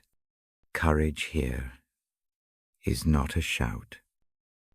It is the quiet act of one more step taken in the company of light. I read another short line that invites trust. This one mentions a guide who keeps watching without weariness. I put space after each clause.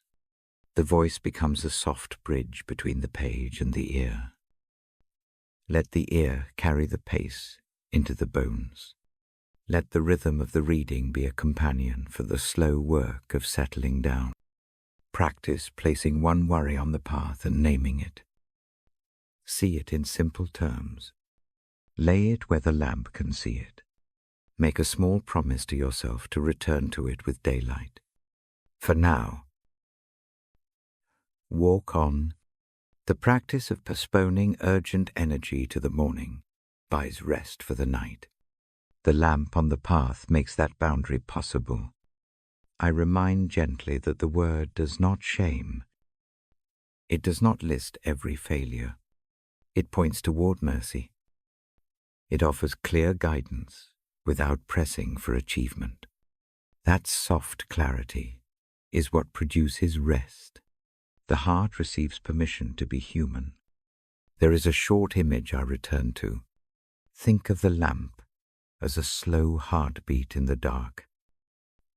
With each flicker, the next step is shown. The steady beat keeps pace with the breath. Sync the breath with that rhythm. Let inhale and exhale match the lamp's calm pulse. Presence follows. If sleep arrives, let it come with the lantern's small blessing. If wakefulness lingers, remain with the lamp. Return to the chosen phrase. Breathe. Name one small next step you can take in the morning. Keep it modest. Let the thought be a gentle promise rather than a demand. I set the book down for a moment and place my hand over the page. The warmth of the palm is a small signal. It says this reading is a companion. It is intended to be used, not to be argued. Use it as you would a companion on a night walk. Lean on the light when necessary. Step lightly when you can. Before I close this part, I speak one more short paraphrase from Scripture. It says the path is made visible by steady light. Hear it as a simple instruction. Take the next step with calm. The lamp will be there. The voice will be here. The night keeps watch. I will read a final short passage in the next part, and then close with a prayer for peaceful sleep. For now, tuck the lamp image into the heart. Let it be a guide in the first moments of wakefulness. Keep the hand on the chest if that brings comfort. Breathe slowly. Trust the small light. Rest is near. I lower the lamp until the room grows very quiet. The shade becomes a thin bowl of gold. The book rests in my lap like a familiar friend. My voice moves slowly. Each sentence is a small step. The air feels as if it can hold softer things. Tonight, I choose a final passage that names peace. The kind of peace I read is not loud. It does not argue. It leans close and steadies the breath. I speak it in plain words. The words say that a steady care guards the heart and mind. They say that such care keeps watch in the dark. Hearing them is like feeling a warm blanket settle over tense shoulders. Breathe with me now. Inhale for 4 counts. Hold for 1. Exhale for 6. Repeat twice more. Let the chest and belly move together. The breath is a slow tide. Each out-breath carries away a small tightness. Each in-breath brings a gentle steadiness in. I picture a quiet sentinel at the edge of a field. Night moves across the grass. The sentinel does not shout. It only lights a small lamp and watches. The lamp does not banish the dark.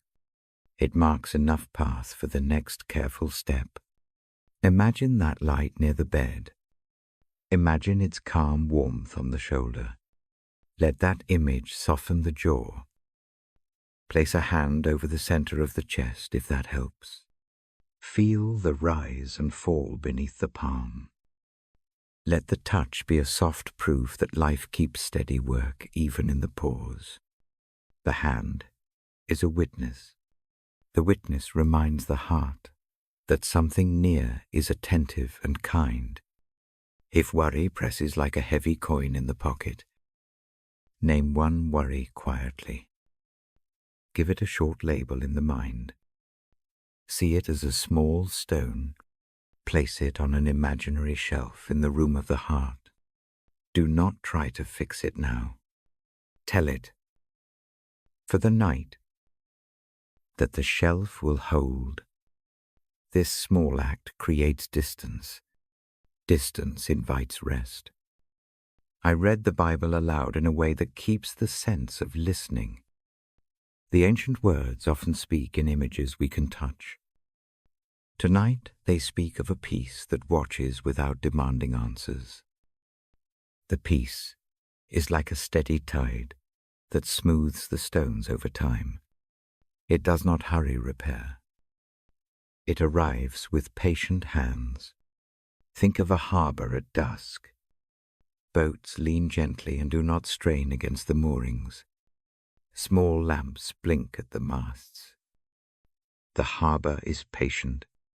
It keeps vessels safe until dawn.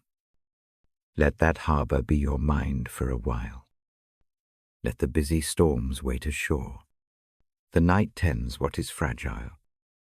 If eyes close, allow them to close now.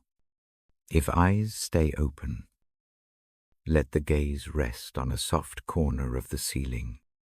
Either way, slow the voice inside that tells every detail again. Quiet the tall inspector who measures each choice. Bring attention back to the breath.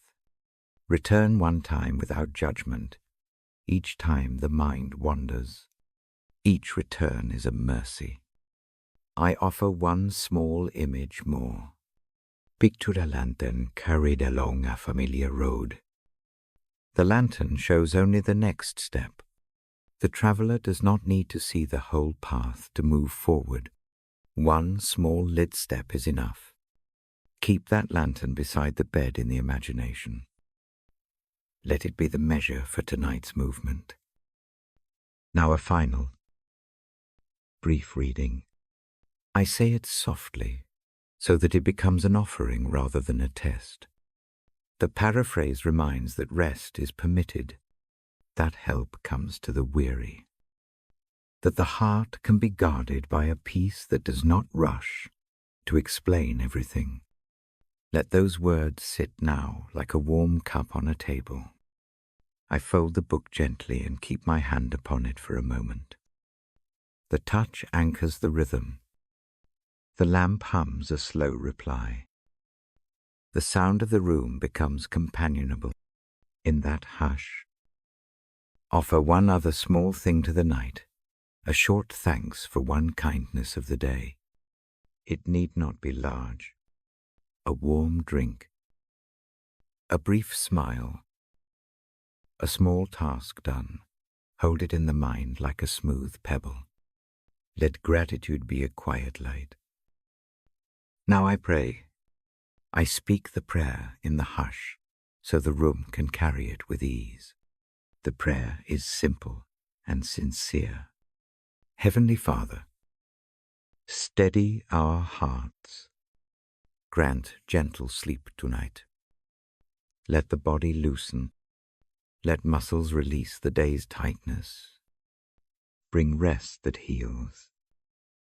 Let the breath find even arcs. Keep watch over every sleeping head.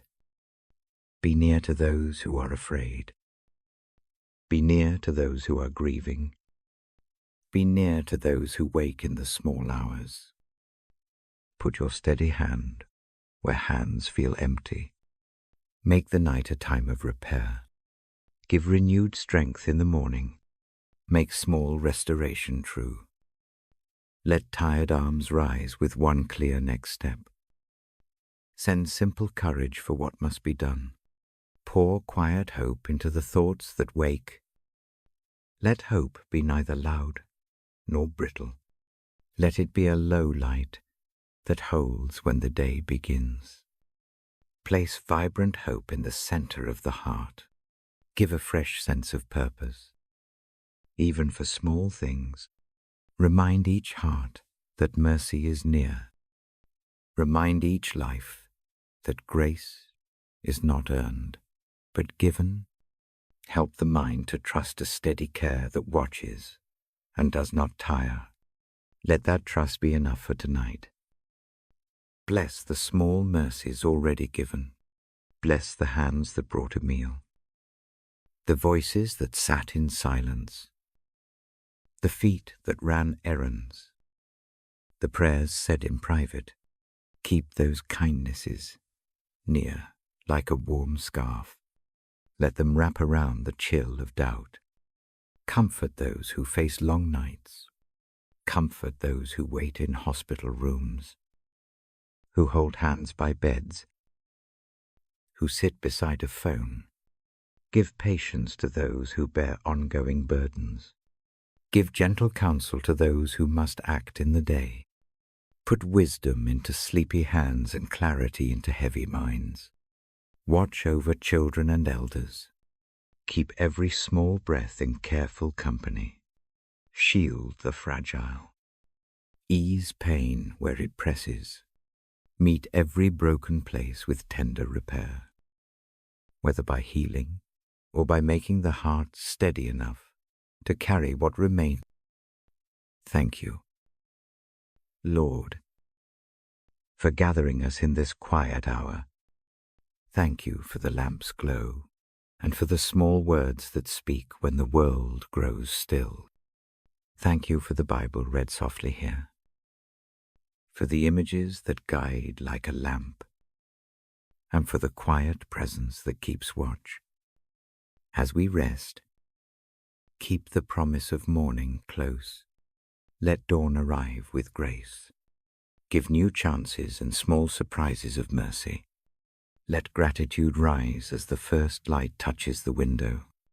Keep each life sheltered under a care that knows the depth of every need. I close with a short, quiet request. Let this night be a balm. Let sleep be true. Let strength come gently. Let hope be bright enough to carry the first step of the next day. Guard our minds and hold our hearts. Amen. Stay a moment in the silence that follows. Let the prayer settle in the chest like a soft cloth. Let the breath slow a little more. If sleep comes, let it arrive without guilt. If wakefulness remains, stay kind to the self. Walk the small path of the night with patience. Keep the small lantern image near. Return to the breath and to the hand on the chest, if that helps. Thank you for sharing this evening. Thank you for letting the words sit beside you. I close the book now and lower the lamp a little more. The room keeps watch. The presence that calmed the reading remains near. Rest when you can. Sleep well. I will be here again when the hour comes to read and to keep company. Good night.